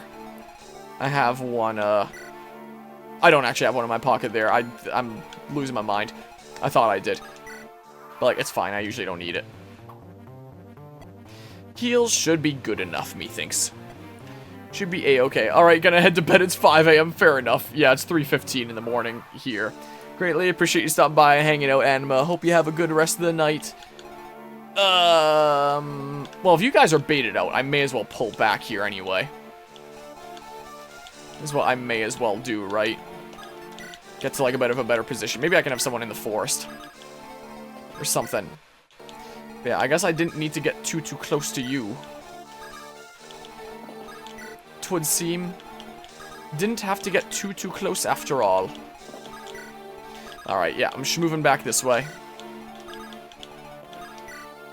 Yeah, sounds good to me. Sounds good there.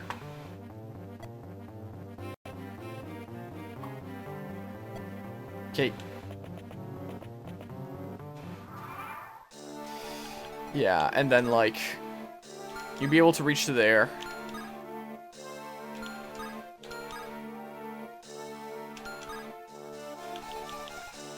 I mean, maybe I say...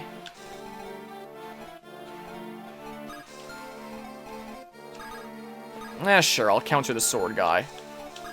I feel most confident about having Roy in here, I think. Look, it's done.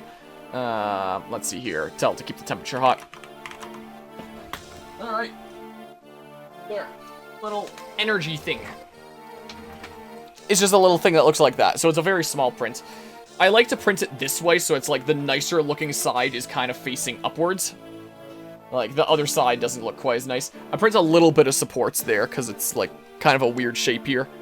Or it's just got like the little notch. Otherwise, it's just like an upside down kind of dome kind of thing.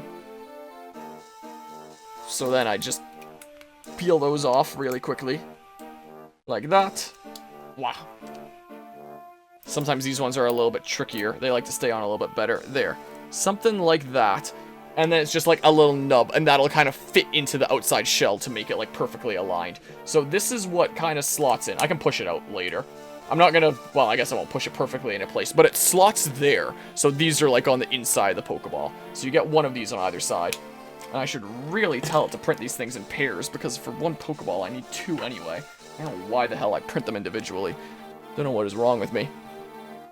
They're so short anyway to print. Like, just print 2 at the same time, save some time. Doesn't look like there's any droopies for me to grab. Alright, I'm telling it to make another one. But yeah, I'll just make a file at some point that is instructions for printing 2 at once, because, like, why individually? I am realizing it's a little dumb of me. There we go. I guess I can kind of flood into here. That's what I can do. Like this. There we go. Not what I want to do. Okay, something like that. Yeah, we'll print some energy things before the end of the stream, I guess. Because they're just so dang short anyway. And the button's pretty short too. I'll do that tail end of some other stream maybe. That's maybe what I'll do. Let's see here. Too strong. Oh, perfect. I mean, yeah, there's no chance that you kill my guy. So it's fine. I can heal up afterwards as I need to. So that works out a-okay. Sweet. Yeah, 3:19 in the morning. I'm definitely starting to get pretty tired here myself. Definitely the last chapter of the night. See, cool.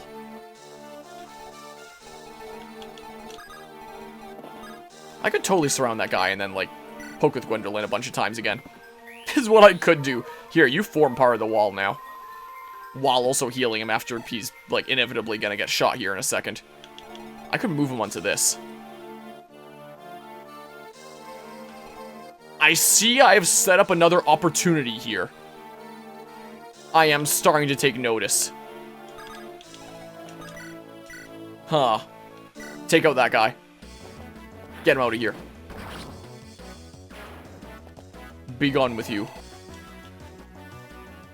And then... any droopies of plastic? Maybe a little bit? I was thinking it might have looked pretty good, but just in case. Yeah, there's a little smidge. Like, the whole wiping itself on the front is meant to help get this stuff off. But if there's any, like, especially big droopies, it's helpful to do this so it doesn't, like, blob up on the end of the tool head and then end up somewhere in the middle of the print. My convoy's getting so dang full. Not only can I poke, but yeah, I can go into a forest and, like, dodge some arrows and stuff. Is what I can do. So, I mean...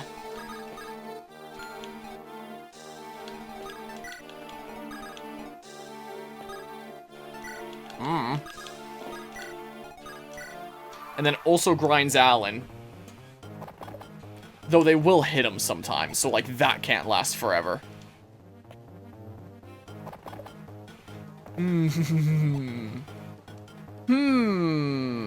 Maybe this will be one of those streams that I wrap up in the middle of, like, trying to do a grind thing.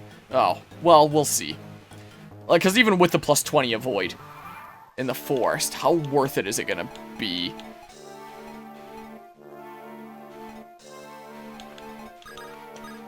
Like, let's see. How good can this be? Do you have any support? There's Gwendolyn. You're within 3 tiles, so that's gonna give you the buff. I don't know if that, and you were within the buff zone before as well. Don't know if that gives you any extra avoid. Or not. Okay, I'll do that. I'll get another level up on Claren here. I'm gonna move you here, so I can move you here, and then you can, like, build up some support in the meantime, too, from that tile. That's what I think I'll do. If there's any support points left to go around this map, there might not be. There might just not be, honestly. Yeah, be out of that guy's range here. Have a bit of a sight that way. No, actually still on, because I do want to see, like, what the accuracy is, if this is something that I can do. Because if it doesn't seem all that feasible, then I'll just, you know, end the chapter, end the stream. But if it is feasible, then maybe I will do it between sessions again. What? I thought I turned them back off. I think I got myself mixed around here. Oh, yeah, because I needed to see the combat forecast. Man, I immediately forget things sometimes. I just saw the hand axes going on over here, which I didn't want to see. And got myself confuzzled. 33. It might not be that worth. I'll probably just, like, finish up the map this stream. Then most likely. Yeah, not super low yet. Your speed isn't quite good enough yet. It's not seeming like... No poke. Okay, and then, well, I got hit. And that does, 13 damage, it looks like. Before I do something terribly wrong. So I can eat another hit before I have to heal. So I'll do a little smidge of my bullshit. Is what I'll do. Do just a tiny little smidge of it. Poke. Okay. Alan's continuing to get smidges of EXP over there. Yeah, I do 7. Poke. Again, with like how hard I hit and how much damage I get back. How the heck would you do this normally? Well, +3. Not the worst. Here, sure. I'll let him get hit like one more time. I'll get like the Claren level up. I mean, I can heal him right now and get the Claren level up, but... Here. Let's just inch a little bit more, because that's just the way I am. Play with mouse and keyboard, because I can, more easily... Well, it's not mouse and keyboard. Play with just keyboard, because I can more easily do this fast with my hotkeys for making it speed up. Whoops. No, I did not mean to hit R by accident. Alan's gonna get a level up here. A complete freebie he's gonna get. Okay, whoops, dang it, I keep on hitting, like, the tilde by accident. But, wait. The words that's saying there when I hit that is rewinding is not currently enabled. Wait, so can I enable a rewind feature, and that might actually be really nice? A +3. Which means pretty okay, and both strength and speed went up. So that's pretty good. So good job on that level up, Alan. Big proud of you. Alright, well, let's see here. Let's go ahead and heal him again. Come on, good Claren, level up. Come on, good Claren, level up. Let's see it. Come on, here it is. Something amazing. Fuck. Alright, let's just kill this guy. Get him out of here. There we go. Alright, I feel like probably all the guys that were left came after me. Like, probably when you get close to the boss, they probably all come after you. I would imagine that's why 3 guys suddenly came after me. Like, I don't see anything else over here. Like, they... Oh, they haven't hit me at all. I thought they hit them, like, once. That is technically an exploitable bit. Here, let's get close around with a bunch of people. Yeah, so don't get there. Probably just have someone semi-close once, just to force you to switch to the hand axe.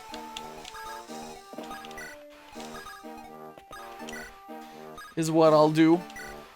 But then if I back out again, will you just, like, switch back to the killer axe? Or what would happen? So should I only do it on, like, the turn before I'm actually ready to act? Did I get my filament mixed up there? It doesn't look quite as loose as it should be. If I... Hold on. Did I? I think I did. I think when I let it get a little bit loose, it kind of wrapped around itself. It'll finish its print before it, like, gets close to snapping any filaments or anything. And I'm gonna have to, like, unroll a decent bit of that, untangle it, and then roll it back up again. So I'm gonna have to do... Whoops. Those are the kinds of situations I try to avoid, ideally. Let's see here. Let me go ahead and, I guess I need the Vulnerary if, I don't have any other healers here.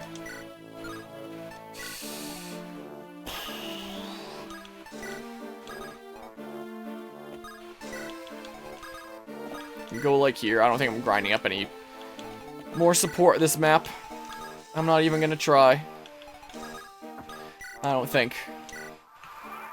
Oh, I gotta be clicked on the game non-OBS in order to do this. I'm very tempted to let that just go. I am tempted to, admittedly. Okay, do that.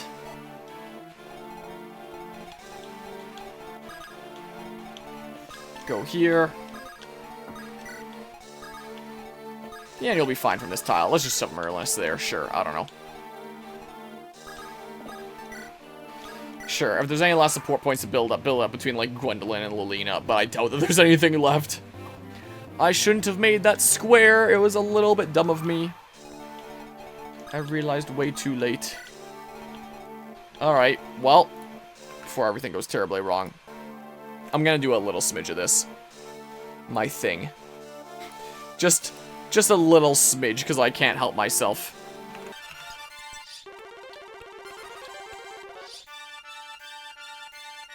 Okay, I need to adjust the timing. Now, there's like 2 people attacking. So let's see here. Let's go ahead and open with Notepad. Auto hotkey dash. Is that something that it installed? Open with Notepad. Here, regular speed, please. And let's set the sleep to like 3 seconds. Let's try that. Oops, come on. Let's see. Does that time it a little bit better? Yeah, that times it way better. I had set to 2 seconds before. 2 seconds is like the one action goes past perfect timing. 3 seems to be like the perfect thing for 2 actions go by.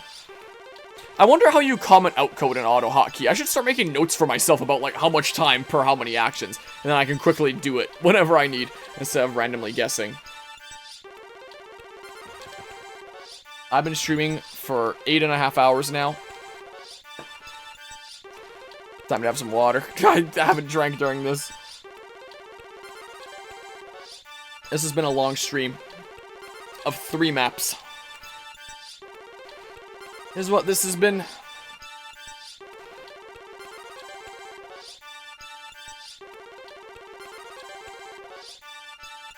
If I save it for next time, there's gonna be like basically no chapter left at the beginning of next time. So I may as well just do like a smidge of this now. They have an 8% chance to hit him. It's not 0. They'll get him eventually. Have them hit him once or twice, and then I'll quit out and pull back, and he'll kill him with like axe or sword or something like that, and then I'll beat the map, is what I'm thinking here. Whoa, stop. This is starting to hurt my ears. This is starting to get to be a little bit much. Alright, music back on. Because I can't deal with this. Okay, let's see here. And then my script. Where the heck is my script? Here it is. I'll do a little bit of this. Why not? Well, why not is because it's 3:30 in the morning and I'm tired as hell.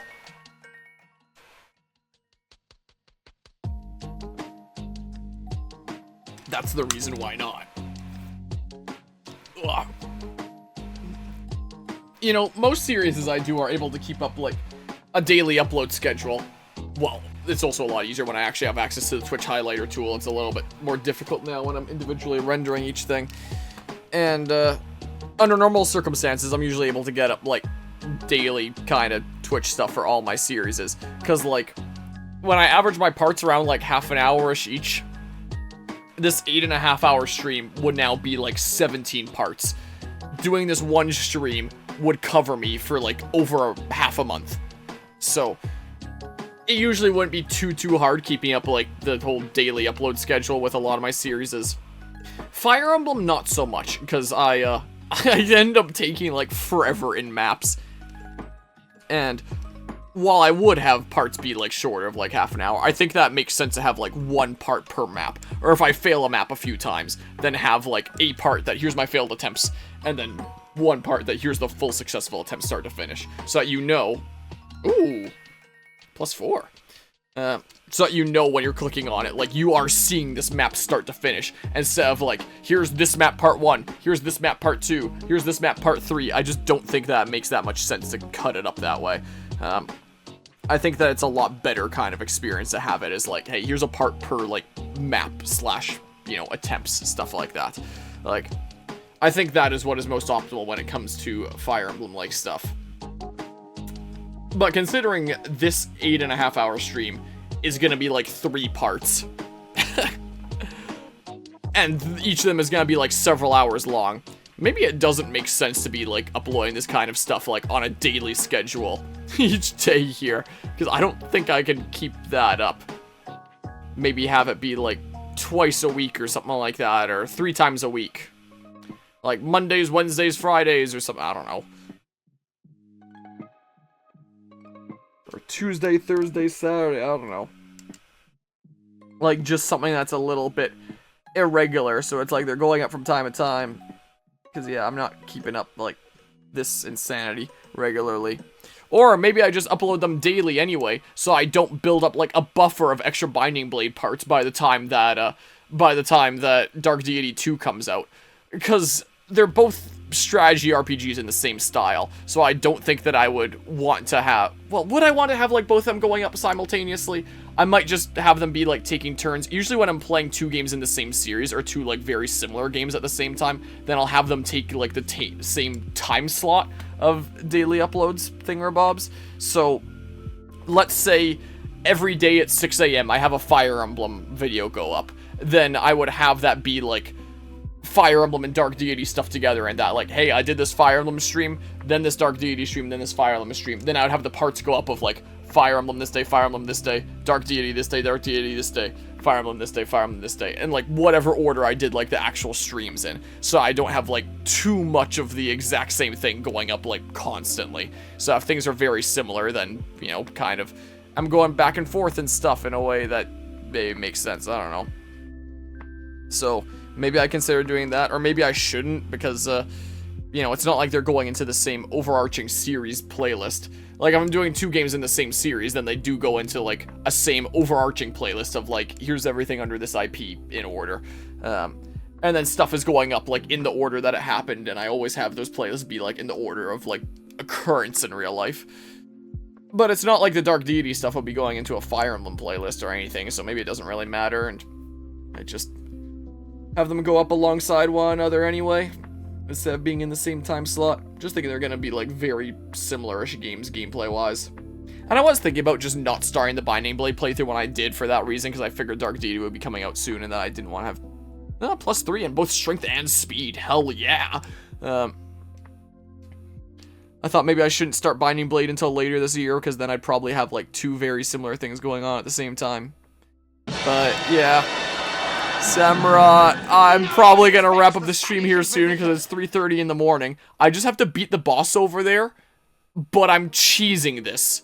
I'm running an auto hotkey script to just end turn for me over and over again while the game plays in super speed, while those 2 axe guys continue to throw axes at my paladin and miss, and every time they miss him, it gives him 1 experience point. Like, usually it would give more experience if you actually, like, hit your opponent, but if the enemies just attack me, I don't attack back. I'm not taking any damage if they're missing, and I'm getting an EXP point each time. So why not let the game play itself? So I'm just kind of seeing how far I can cheese this. Like, do I want to ride it? No! Oh my god, my script misinputs a little bit sometimes. I think it's the super speed making, like, my up input take a little bit too long. So I'm just kind of here, sitting, watching the game play itself. I'm 3D printing a little bit on the side. That print just finished. A shiny raid has appeared. I greatly appreciate the raid, though, Shiny Samurai. What were you just streaming? What was on the stream agenda today? Welcome on in, everybody, from Shiny Samurai's stream. I'm tired here. I'm doing this. I'm doing some 3D printing on the side, like I said. I can take this off now. That's what I can do. Now that this is done, is what I can do. Let's see the volume level on OBS. Yeah, it looks fine. Whoa, I'm running over my headphone cable with my chair wheel. It's playing some Monster Hunter Wilds. Nice. Is it good? At the beginning of this playthrough, Binding Blade, I was dog-sitting my cousin's corgi, And now that corgi is currently staying at another cousin's place, because my cousin, who's her owner, wants to just, like, binge Monster Hunter Wilds and not really have anything else to focus on. So, yeah, he's definitely probably quite enjoying Monster Hunter Wilds. Been enjoying it quite a bit. Nice. I got another little dot of energy for my Pokeball. I've decided to 3D print a Pokeball during the Binding Blade playthrough. I'm gonna wrap up here relatively soon, so that's probably all the 3D printing that I'm doing for tonight. That's probably enough. Boop. I can line that up better another time. So, earlier this stream, I printed one of the inside kind of bits to the Pokeball here. So there will be like an outside shell that I print and put here, like either the white side or the red side. And I print another one of these, and it'll be actually able to open and stuff like that. And these little dots that I printed go here at like the bottom of the Pokeball. So if I semi-slot one into place. It's been a while since I printed one of these, but they're really fun to print. So it'll be like you open the Pokeball and stuff, and it won't... Gosh dang it, I can't quite slot it in here. Wow. There, something like that. It's not quite firm in place. But like you open the Pokeball, and it won't just be like one solid color of black there. There'll be like the green at the bottom and the top, the black around, and then of course like the color of the shell like through the gaps. Whoops, I didn't see what kind of level up that was. Hopefully it was a good one. No, stop. So you'll open it up and you have like 3 different colors, despite the fact that my printer is only a single color printer. It's just some assembly required here is all. So yeah, maybe I'll print another one of these inside pieces during the next stream, or maybe I'll print a one of the shell bits. Like, it probably won't take too long to print. Let me just peel the supports off of this other thing, since I can't have bits printing in midair after all. There we go. Little support ring that just kind of held up some of the outsides to print this. Put that in my trash can here. There, we're at 3 out of 7 pieces printed. Now it's just one more inside piece, 2 shells, and a button. And then like some glue and stuff. 3 printers seem pretty neat to have. Yeah, if there's something basic that I need non-mechanical, I just 3D print it. Like this stand that I use for my controllers, this is 3D printed and customizable. So I printed one to have like a Switch controller, one for a PlayStation controller, and one for an Xbox controller. And you just like slot them together into like a tower here. So I have one for each. And they are shaped to fit like those kinds of controllers. And then like the base here that they slot into. So I print all sorts of tools like all the time. Master Sword, 3D printed. Yeah, I have 3D printed a full scale size of one of these before, and like maybe I'll do it again one day. And then you just have like a full size model Master Sword. This one I just kind of like having as a little display piece kind of thing. This is what I kind of like to have. Super Mario Mushroom, 3D printed with like several pieces. So it's like this was a piece, the eyes was a print, and then I slotted them in and glued them in. The red bit was a print, and then like these dots were a print, and then they glue on. And it's a container. So it literally prints like that, so you can put things in it. So these are kind of fun containers that I quite like. I've given some of these away at like gaming events and stuff before. Dragons, 3D printed. Like, this is one of the longest prints I've ever done at 14 hours. These dragons are pretty cool. It's like the length of my arm here. It prints on the bed curled up, is how it's able to get the shape, despite my bed just being a small square. Like, it wouldn't be able to print something like this. It prints it curled up. And then it's all articulated and stuff, and these guys can even stand in the front. Whoa, if I do it right. Like that. And then you have, like, a little bit of verticality to it, which is real fun. And stuff. And that's 3D printed. I'm gonna be selling a bunch of, like, gardening-based stuff at a gardening event here pretty soon, in a few weeks' time. So I've been 3D printing a bunch of plant pots and stuff. So, here's a design that I've really quite liked. And it has, like, really cool drainage and stuff, too. So it doesn't just have, like, a drainage hole. It has, like, a whole pattern kind of cool thing. I quite like it. I'm about to get another level up here. Oh, not quite yet. So I quite like those. I like 3D printing these seed starters where it's like you can slot in, like, the different tiny little pots and start different seeds in them by color. You can water it by the bottom and stuff. And these are just, like, really nice basins and stuff. I 3D print a lot of crap. I've been 3D printing some Pokemon planters, too, for this upcoming... Dang, I missed the level up. I don't know if it was a good one or a bad one. So everyone likes Pokemon, right? So I've been 3D printing some, like, Pikachus, where they're holding a little Pokeball pot, I added a little drainage hole to the design that I found online, because I think drainage holes are kind of nice. So there's like a little Pikachu holding a Pokeball. Here's a Charmander. So I've been 3D printing some Pokemon planters here. Those are kind of fun. Put those on the side here. Some Planet Zoo music here. For decorations around the garden that people might like, I've been 3D printing some ladybugs, because they're kind of fun. And I can glue some magnets into them, and then they can magnetize. But yeah, level up look like the top left and middle strats.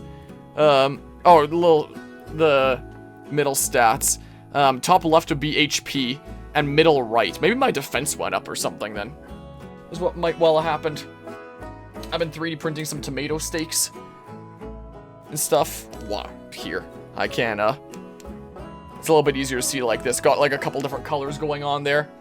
Be easier to see if the light wasn't, like, destroying it. Meh. There, you can see a little bit of the two-color thing going on there. It's a little bit easier to see with the darker one here. Some cherry tomato stuff. Let's see here. And then I switch back to the layout here. Let's see. Like that. So I've been 3D printing some of those. I've been 3D printing a shit ton of stuff lately. Do I have any other 3D printed things around here? Whoa. No. I have 3D printed stuff around in general. I have some dragons that, like, just permanently live, like, there. Those are 3D printed. I enjoy printing those. The green one I painted a little bit afterwards, so there's, like, little bits of gold that I painted on. And my blue one and stuff. Won't put that there. Camera, back this way. What else do I have around here that I've printed? I have more dragons. I've 3D printed a lot of dragons. I have more 3D printed dragons up there somewhere. Did they hit them once? I can't even tell. Oh, this was printed a long time ago, but this is a case for Nintendo Switch games. If, that light is way too strong. I'm turning it off. I'm turning off the light. I'm gonna do it with my phone, because, like, my computer is busy auto-playing this game. Let it just connect to my light. There we go. Turn it off so we don't get that much glare. And now it's gonna confuse, like, my camera tracking. So, like, just let it do that input. Really quickly turn off the tracking. This is a case for Nintendo Switch games. So there's like the little lid, and I keep a bunch of my games in there because you can slot in. I think this is a 14 case. I used to have one that was like a 6 or a 7, and then I got like this. I found this bigger model online that holds like 14. So I just keep like a bunch of my Switch games in here, and I keep them on my desk. Kind of nice to have around. So I just keep a bunch of my Switch games right there in the printed container. I have a bunch of little calibration dragons and stuff around here that I printed. I have a poison mushroom too. Because I just kind of like these containers in general. So I have a poison one too, because I wanted to try printing it in some different colors. I print a lot of crap around here. There's probably... Dang it! HP luck, that sucks. There's probably like all sorts of little bits of plastic all over the place here from all my printing. So I do a lot of 3D printing. Is the case. But yeah, that's neat for the games that you're currently playing often. Yeah, it's handy access rather than having them like tucked away somewhere. Just having them like right on my desk is handy to have. I quite like it. Do I have any other random printed crap around here? I probably do somewhere, but that's a lot of the printed stuff that I have around here. Someone made a 3D print model for Legend ZA Mega Ring. Too bad it's paywalled. €1.25. Okay, so it's not a free one, but that's interesting. I've gotten a few paid models before. This, like, big dragon that I was showing that, like, stands up and stuff like that, that's a paid model. But most of the models that I get are freebies. Let's turn on the tracking thingamabob again.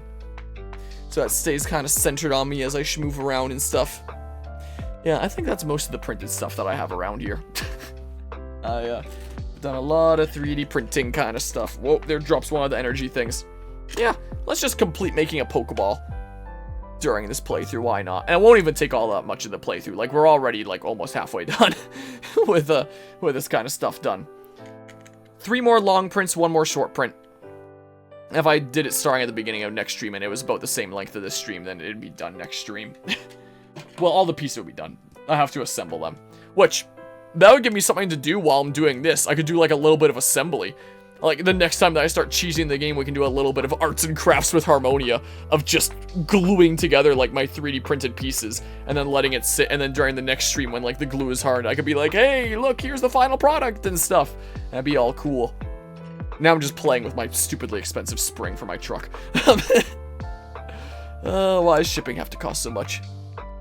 But yeah, that's what's going on here. Just kind of cheesing this game out. Watch Alan actually reach max level now.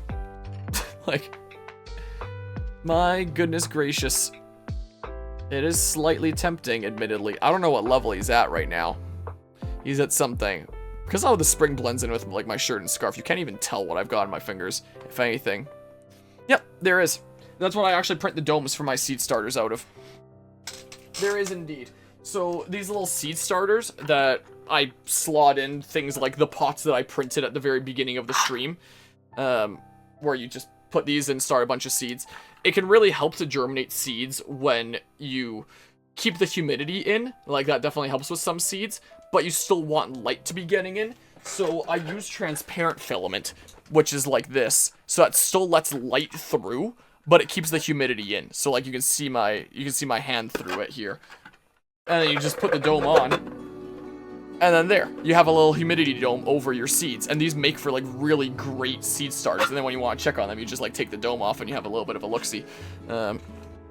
So it's really quite a cool design. It's got to be like one of my favorite plant-based kind of designs that I found in my time 3D printing. So I've been 3D printing a bunch of those to take this seed event that I'm selling some stuff at.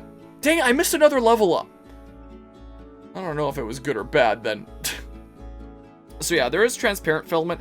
It's really easy to find transparent filament in PLA, which is like the cheap base stuff that's like better for models and stuff. There are some transparent PETGs as well. Like I've 3D printed like the Ocarina of Time spiritual stones for Sate Jam before.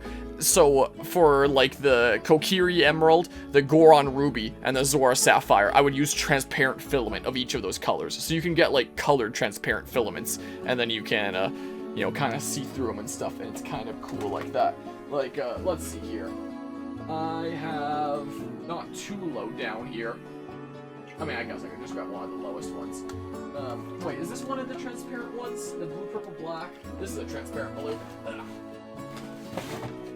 I used a much lighter one for the Zora Sapphire, but this is a transparent blue, for example. Where it's not, like, completely transparent, it'd be semi-transparent, so, like, it can let light through. It gives this a really glowy kind of sheen to it, and it looks really cool. I might 3D print some dragons in this kind of transparent blue at some point, and then you have, like, some light going through. You can see a little bit of the infill inside, and it looks kind of cool. So you can get colored transparent, you can get, just regular kind of transparent. All sorts of stuff. There's glow-in-the-dark filament. There's glow-in-the-light filament. I have some glow-in-the-light filament here. This one filament, that's gonna be a little bit of a pain. Pull out. Move some stuff here. Wow. Let's see here. Wow, I've got stuff everywhere here right now. A little bit of a mess. When I was getting a bunch of cool filaments for printing dragons for Fragapalooza last year, for like tournament prizes and stuff, I wanted to try this one out. This one is called Light Changed to Red, as in like it's normally white, but it changes to red in the light. So I got it and I wanted to try it out, and I would shine like really bright lights on it, and it wasn't changing color. Yeah, many filament options, and I was like, well, what the heck? Like, what's going on here? I still printed a dragon in it and I was like, testing out shining a light on it. Nothing happened. It wasn't one of the ones chosen at Frag. It was one of the ones that I brought home and then ended up giving away to someone else later as a gift because I had a bunch of dragons around. But when I briefly had them outside sometime later, I think when I was going somewhere else to give it to like someone else as a gift, it changed color in the sunlight. It didn't become quite red. Like maybe it would have become red if it stayed out exposed in the sunlight for long enough. But it started to become like pink. So a dragon that was in like this color became pink when it was in the sunlight for a little bit. So I guess it won't work for just like any kind of light. I guess it's just sunlight. I'm sure that's probably not heat either. If it was heat, then it would be changing color as I print it and like the temperature's really hot. And it definitely wasn't doing that. It was definitely printing in like this white. Ooh, defense res and speed and HP. That's pretty good. So I guess it's just whatever kind of stuff is in sunlight that gets it to change color, right? I also have this black filament that's supposed to like glow in the dark with like these green sparkles. And I printed some dragons out at that for Fragapalooza, but I've yet to ever see them, like, glow in the dark. Like, maybe they need to be charged up with enough light first. Maybe they need to be charged up with sunlight, like the other stuff. I think it's called a luminous star filament, that one. I haven't printed in it since, like, Fragapalooza last year. Maybe I'll try it again here soon one of these days. Maybe I should print the other part of the Pokeball in a luminous star. Because it just looks like black by default. Wherever the heck I put it here. It's somewhere in my pile of filaments and stuff. So there's some really cool filaments that you can get. One of the cool ones that I got for, like, selling stuff at this plant event is one that kind of looks like stone. You can get a lot of really cool looking PLA filaments. Not as much PETG, so not that many that are good for functional prints, but a lot of really cool PLA ones, which aren't as good for things like pots, so I might warn people like, hey, it might not be as durable here. I don't think I've opened this box yet. Where's my pliers? I put them right here. Here, let's open this up. Brand new in the box, this one here. I'd like to print some pots out of this one because it looks like a marble stone kind of thing. But it's plastic, which is really quite cool. Let's see here. So yeah, it looks like here, it'll be easier to see if I do this. So it literally, oh gosh dang it. It breaks the tracking on my camera. Just wait for it to end turn one more time here. Yeah, normal. Turn off the tracking. So it literally looks like stone, and even has like the kind of specs in it like stone would have. So you print something that looks like a rock or something in this, or like a kind of stone textured pot, and it should look like it's a stone based kind of thing. And I think that's really kind of cool. Let me switch back to this layout and stuff. But yeah, glow in the dark phosphorus need to be charged with light to glow. So it probably is that then. I think I tried to charge it up with light at one point, but maybe it just wasn't enough light, or not quite the right light, or something like that. But it was called a luminous star filament. I think I have it in my pile of green, because I have stacks of like different colors and stuff here. So yeah, I'm looking forward to printing some small pots in that, but just warning people like, hey, it's PLA, it might not be the most durable thing. But yeah, so there's textured filament. So yeah, glow in the dark filament, textured filament, transparent filament, all sorts of kinds of stuff. Of course, like, things that are, like, glow-in-the-dark are going to be very abrasive, and they can wear out your nozzle really fast. Which is why I ended up upgrading my nozzle after my brass one was wearing out. Well, +3. So, like, I've showed it a few times in the stream at this point with all the printing stuff. I still have, like, my original brass nozzle just lodged in there, just so I can easily, like, swap this in if I ever want to use, like, this one again. But I have a hardened steel nozzle in there now, so I can now do things like glow-in-the-dark. Or carbon fiber. I have some carbon fiber filament, too, that I've printed a few things in. I don't know how much more durable it makes it, so it's just plastic with like carbon fiber mixed in, and the idea is like as it's heating up that much, it'll have like the carbon fiber, I guess, do the thing that does lock in the way that it does and become like super durable and stuff. So I don't know, maybe I'll print like some carbon fiber things for this event too, that could be fun. Where did I put that luminous star? I think it's at the bottom of this stack here. Let's see. There's some wrenches aside there. Come on, boxes. I think it was this one. Yeah, luminous star. It was this one.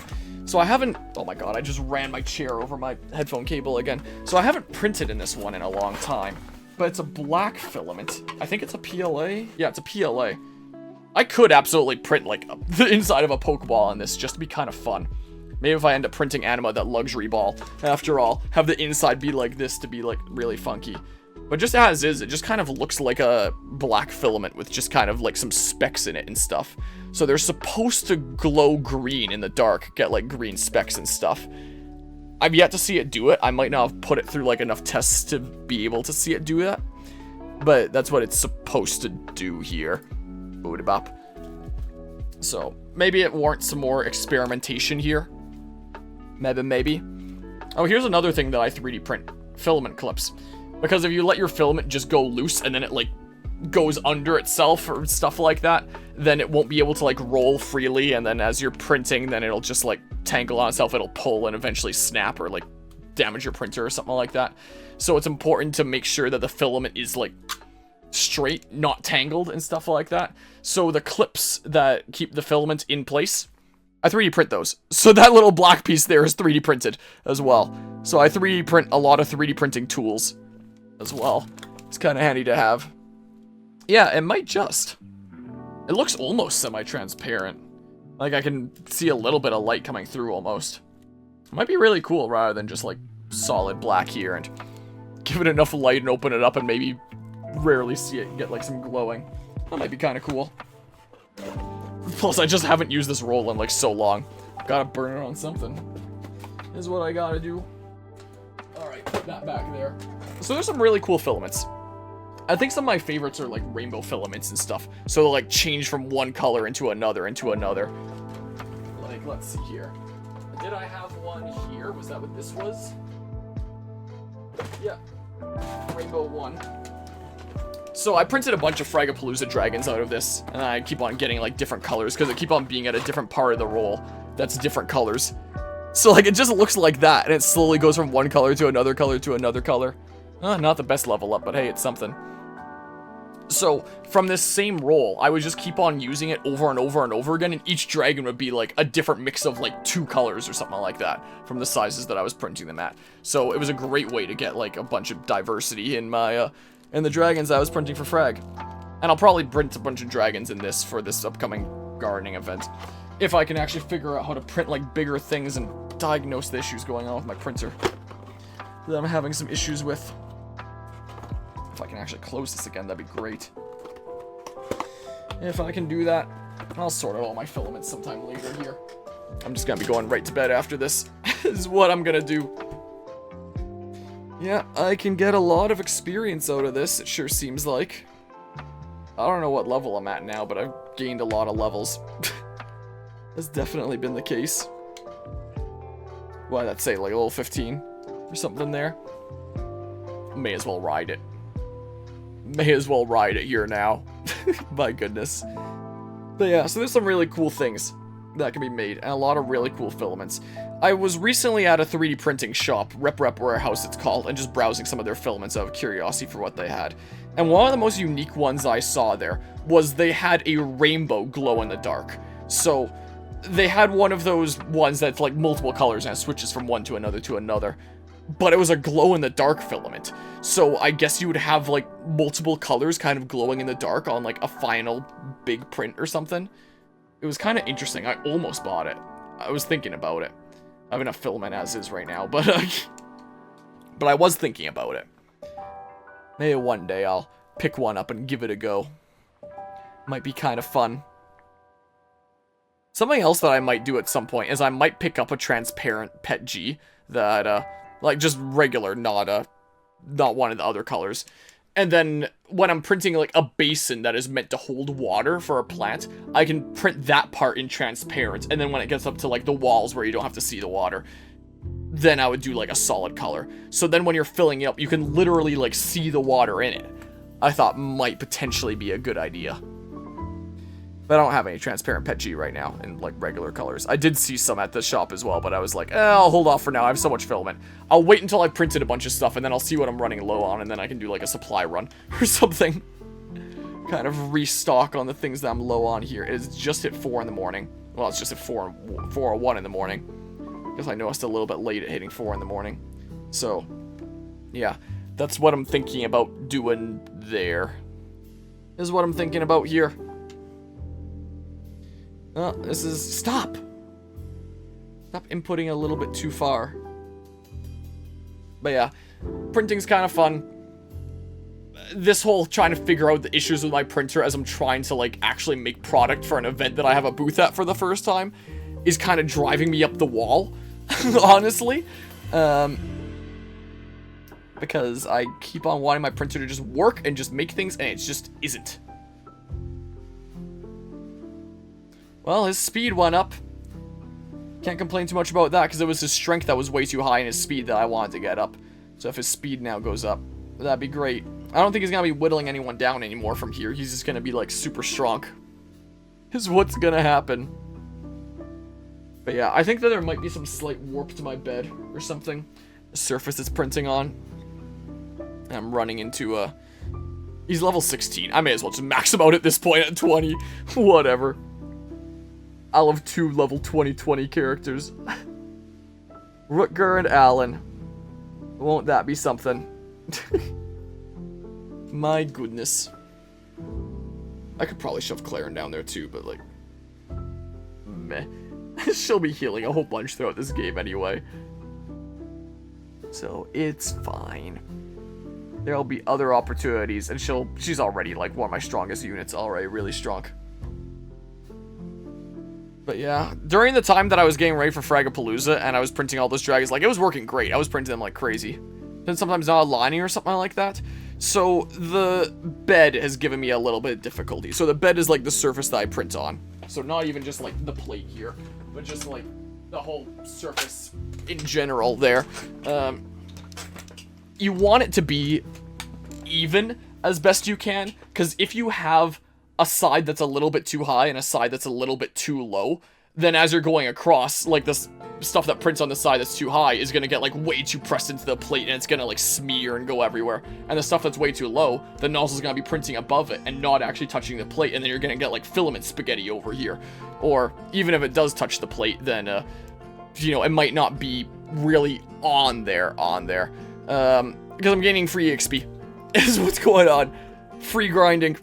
I'm gonna get him up to level 20. Why not? So, it's important to get the bed as even as possible.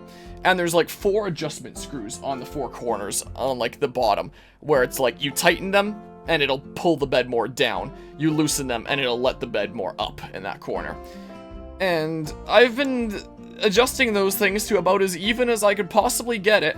I've been 3D printing a shit ton of these tiny little 1-layer thick squares, just seeing like what it looks like, just taking a flashlight to them and being like, what is the quality here? Does that look like it's, you know, meshing together properly? Does it seem like it's too far? Does it seem like it's too close? Does it have rough edges? That means that's probably too far down. Is it not quite adhering together properly? That means it's probably too high up. And just making micro adjustments with like the height of the nozzle itself. And then the, as for the 4 screws, I would run a calibration that my printer can do, where it'll use 1 screw as the base, or 1 corner as the base, and then tell me how much I need to turn the other screws accordingly. And I've gotten those things, like, just about perfectly even, and yet I still have troubles here. Wow, that wasn't a great level up.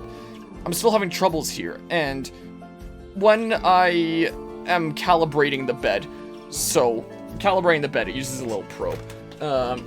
I don't actually know. I'm not entirely sure how much it does, but I definitely notice it. This little probe here is how it figures out, like, the height at different points. And this is mostly 3D printed as well. It's just a couple magnets, 3D printed base, and a little clicker is all it is. So it grabs this, it clicks it to the bed a bunch of times at different points, and that's how it figures out, like, this is the height of the bed at different points. And it does that across the entire bed. I can tell it to do it right now. Wow. Let's see here. Whoops, I'm hitting my things again. Wow.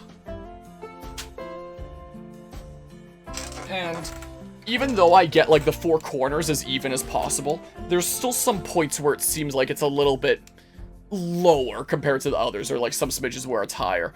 And I think that means that like the bed itself might be a little bit warped. It might be a little bit concave, is what I'm thinking. Let's see here. If I tell it to do the thing. Let's see here. Just do it on my phone because my computer's busy playing the video game. I have to home it first, because it doesn't know what its other coordinates are. So it moves the bed back all the way so it knows like its coordinates back and forth. It moves the tool head to the left so it knows that. Moves up to a safe distance so it doesn't accidentally like... What? That's higher than I'm used to it going. Grabs the probe, it magnetizes on, and then it goes down and it touches the bed at different points. Because you need the nozzle to be like the lowest point when you're printing. So there's not as much of an easy like built-in clicker there. It needs to have like a thing that it can grab and then put back afterwards.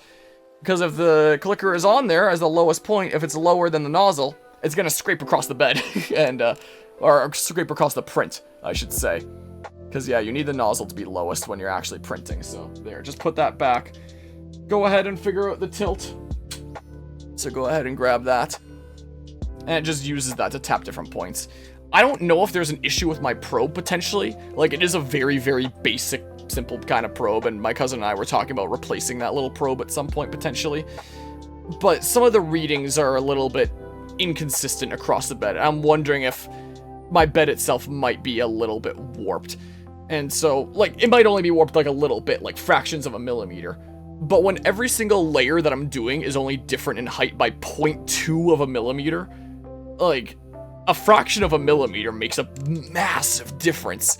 So, I've been trying as best as I can to get it working. I've been trying to print a Rose Dragon model that I recently came across here, and I've not really been able to print it all that well. It'll print, like, some of the different finer pieces of the first layer, and it'll start peeling, like, immediately. And then that's just a recipe for disaster for it to, like, peel off more and more until it comes off, and, like, you know, pieces come off before it even finishes, and then everything is screwed, and now you've got filament spaghetti everywhere. So I've been... Ooh, that was a really good level up. So I've been really desperately trying to figure out how to print that, that dragon. That hasn't been successful. To be fair, I haven't tried, like, one of these in a little while. Like, maybe one of these would actually print fine. Like, maybe the first layer size is just a little bit bigger, or formed in such a way that it's not gonna peel as bad. Like, it really looks like it probably wouldn't. Like, the tips here of, like, the fingers aren't really spikes. They're a little bit curved, so the nozzle will go around, so less likely to peel. The one I'm trying to print has them more, like, spikes, like an extreme end, so it's really easy for that end to, like, start peeling. And... wow. Even when it seems like it's the perfect height that I calibrate it to, where I set the distance between the nozzle and the tool head, because it doesn't know that. I have to, like, calibrate that myself and say, like, hey, there's this much distance between the two. Is the case. So, I can adjust that height to be lower or higher as I need it. Whichever way seems appropriate. I would get it to feel like it's a perfect height for, like, most prints. I'd get it to be, like, a perfect height for my calibration squares. And I would still see that it's peeling. So when I've been trying to print this one stupid dragon, I've been, telling it to print lower than it normally should. And then I can see, like, the filament kind of clumping up a little bit and forming, you know, ridges and stuff because it's being pressed down way too much. But the things are adhering a lot better. And I... earlier today, I actually got, like, pretty far in and thought that I'd get it, and then I left for a while and came back downstairs, and I noticed one of the pieces had come off, and, you know, now I was getting filament spaghetti everywhere because it was starting to print in midair and not printing things right, and I've been driving myself up the wall trying to print this Rose Dragon. Has been the case, but, you know, maybe after all the work I've done, maybe it's calibrated fine for other bigger things. Like, I haven't tried printing one of my big seed starter basins since that all went down. I haven't tried printing one of these kinds of dragons since that all went down. Maybe it's fine, maybe it's more of an issue with the Rose Dragon model. Let's see here, where's the console? Let's see, if I go ahead and just type in here, bed underscore mesh calibrate. So it does one of these before every single print, where it literally just goes across, like, so many points of the bed and just probes it, tries to figure out the height, and it tries to account for that while it's printing. So if there is, like, any little abnormalities, it should, in theory, account for it. Did it fail? Did a communication timeout or something? I just sent my $80 spring onto the ground here somewhere. I'll find it shortly. I need that for my vehicle to run, so let's not lose that. Probe samples exceed sample tolerance. So I get that sometimes. I've always gotten that, where it's like, hey, the samples that we touched here, it's outside of the range that we expect. We don't like that. Well, is that it now? Bed mesh calibrate. Sometimes it takes me a couple tries. Try it again. One more time. Starts in that corner, should start slowly going across, and it's just like tapping each point multiple times, getting the heights. Alright, there's still another level up I can do here. I can already see, like, a little bit of variance in the Z height that it's measuring here. It doesn't look too bad. I mean, this one, 5.6 millimeters. This one here, 5.4 millimeters. So, you know, when I'm dealing with 0.2 of a millimeter between layers, if I'm at, like, 0.2 difference between points that are really close, that could be problematic. So I do wonder if there's an issue with the bed in general. I've started to encounter more issues with the bed ever since, like, a cable broke off the back and I had to resolder it back on. So I've been encountering issues a bit since then. Where the heck did I drop that spring? I can find it really quickly. Oh my goodness. I have a blanket under my desk, so it probably landed somewhere in here.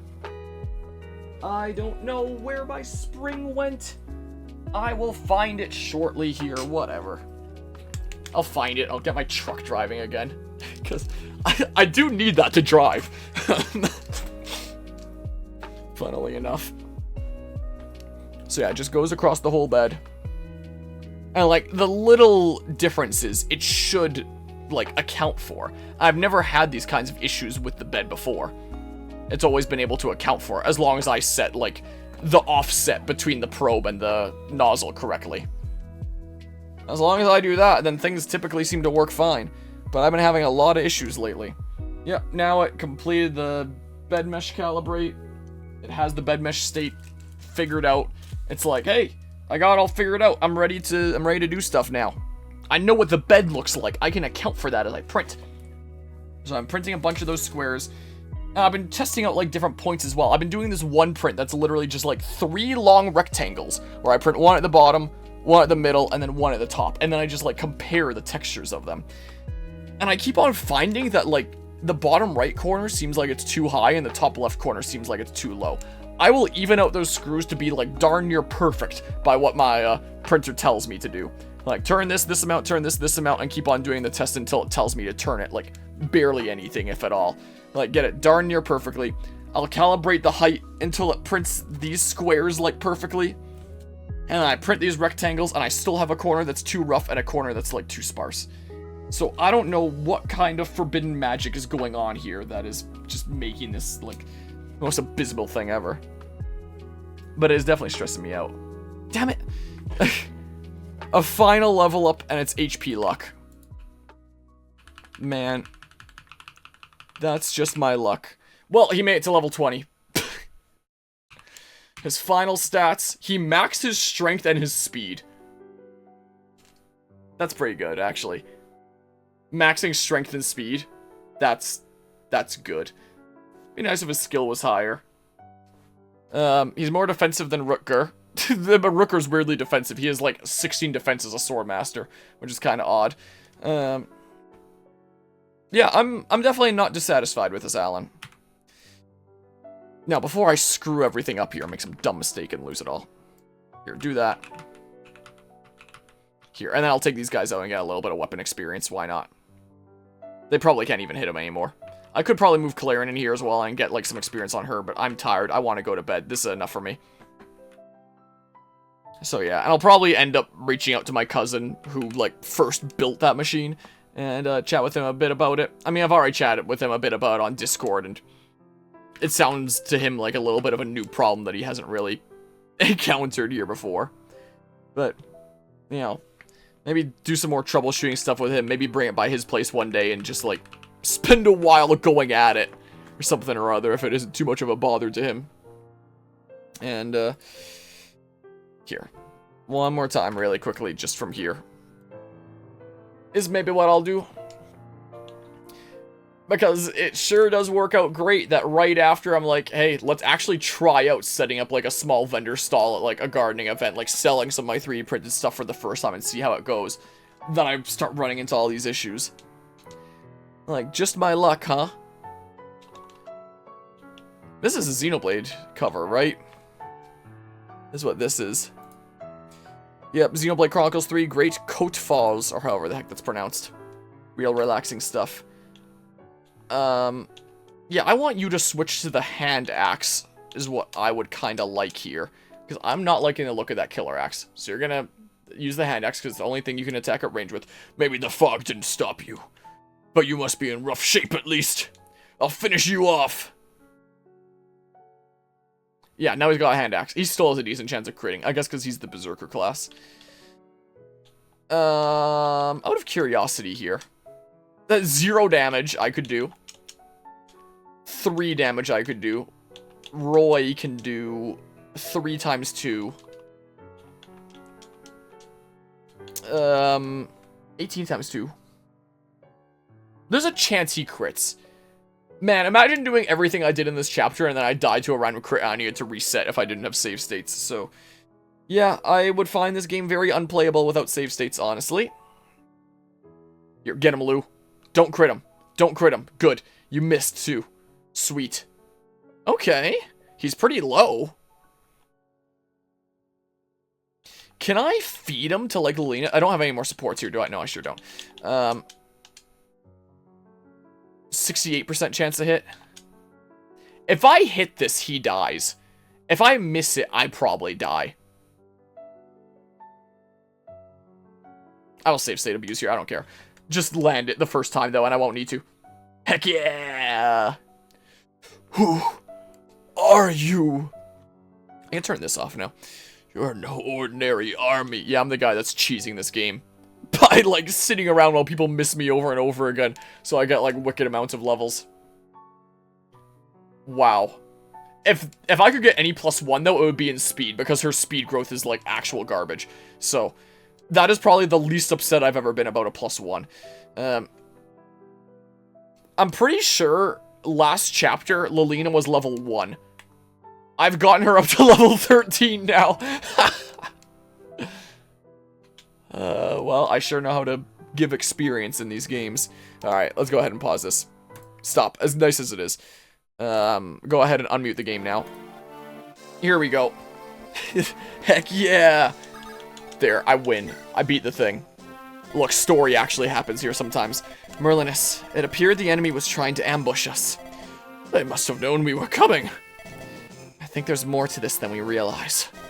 You're right. Clearing out the bandits may be more difficult than expected. Ever since Byrne's aggressive behavior started, Elib has changed.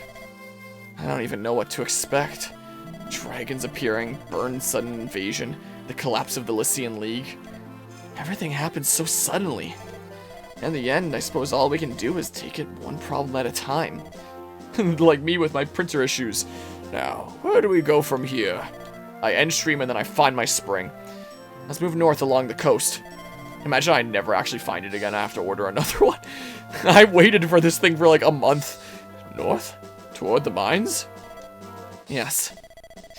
I hear the people living on the islands are being forced into slave labor there. So you think we should rescue them? Yeah, so this is where it like branches into the different things. If we do, we might be able to find out who's behind all of this. Well, we must start somewhere. But let's not waste time. Let's head north. Yeah, because we got that bit of intel at that village. Just in case this turns out I go to the wrong route, maybe I should do this. But yeah, hello, Dog Daytona. Long stream, hey? You're just getting up, and I'm just about to go to sleep here. I was not expecting the stream to take too long, but that's the way that happens when I stream with some Fire Emblem stuff. This has been a 9-hour, 18-minute, 52-second stream thus far. And this is only going to be like 3 parts on YouTube, because I only did 3 maps. Oh, man, but we talked about all sorts of things this stream. Here, let's just save 54.5 hours, it says here. Well, in a manner of speaking, I am, you could say. Certainly in a manner of speaking. There, and we'll see, like, the next cutscene next time. You're having the weirdest breakfast ever? Cannibalism? No, I'm gonna go to sleep here. If you could type really fast. Okay, chicken parm. Oh, interesting. Leftovers, I would assume, or something? Well, I'm gonna end stream now. And then I'm gonna find my spring. And then I'm gonna go to bed. That's what I'm gonna do. No, just made it. Oh. Well, definitely a interesting choice. Very unique, to say the least. I hope you're enjoying it. I'm gonna go enjoy some sleep now. It is 4:21 in the morning. I'm gonna set my alarm for like 10:30 or 11 a.m. So however many hours of sleep that comes out to by the time that I actually fall asleep. Because that's the time that I usually set my alarm to after I do one of these super late streams. So we'll see how tired I am feeling by the next time that I hop into something here. We shall see. Look at that! Fire Emblem, the Binding Blade. I just beat chapter 9, I guess. We're about to hit double digits next time in terms of the chapters. I'm technically already at that if you count the guidance chapters, I guess. I'm gonna turn off that printer light, because that is gonna keep me the heck up. Off! No, that didn't quite turn it off all the way. Like, these lights are, like, the biggest source of issue on the printer. At least I don't need them to print. The signal doesn't get sent all the way. So on, off. It's still not all the way off. The signal didn't reach the bottom few. On, off. Again, on, off. Oh my god. On, off. On, off. On, off. On, off. On, off. On, off. There, I did it. I turned off the lights. This is how it goes. And when it's in the middle of printing, there's no turning off the lights there. Like, it already struggles so much to send the signal to the end, so when it's thinking about something else like printing, that signal goes like nowhere. So if I accidentally leave the lights on when I'm getting ready to go to bed and I try to turn off the lights, it'll turn off maybe the first few, and that's it, if I'm lucky. Like, that signal goes like nowhere. That is definitely the biggest source of issue with that printer, but at least it doesn't need those to print. So I just keep on pressing the button until it does what I want it to do. Like, it's a non-essential feature. There, now I can sleep at night without a massive glaring light in here. Greatly appreciate everybody that tuned into this stream here. Hope it wasn't the most boring thing ever with, like, the craziness of grinding I was doing. Greatly appreciate the raid there against Shiny Samrock. I'm finding this spring, and then I'm going to bed. I'm gonna use this spring to friggin' drive again.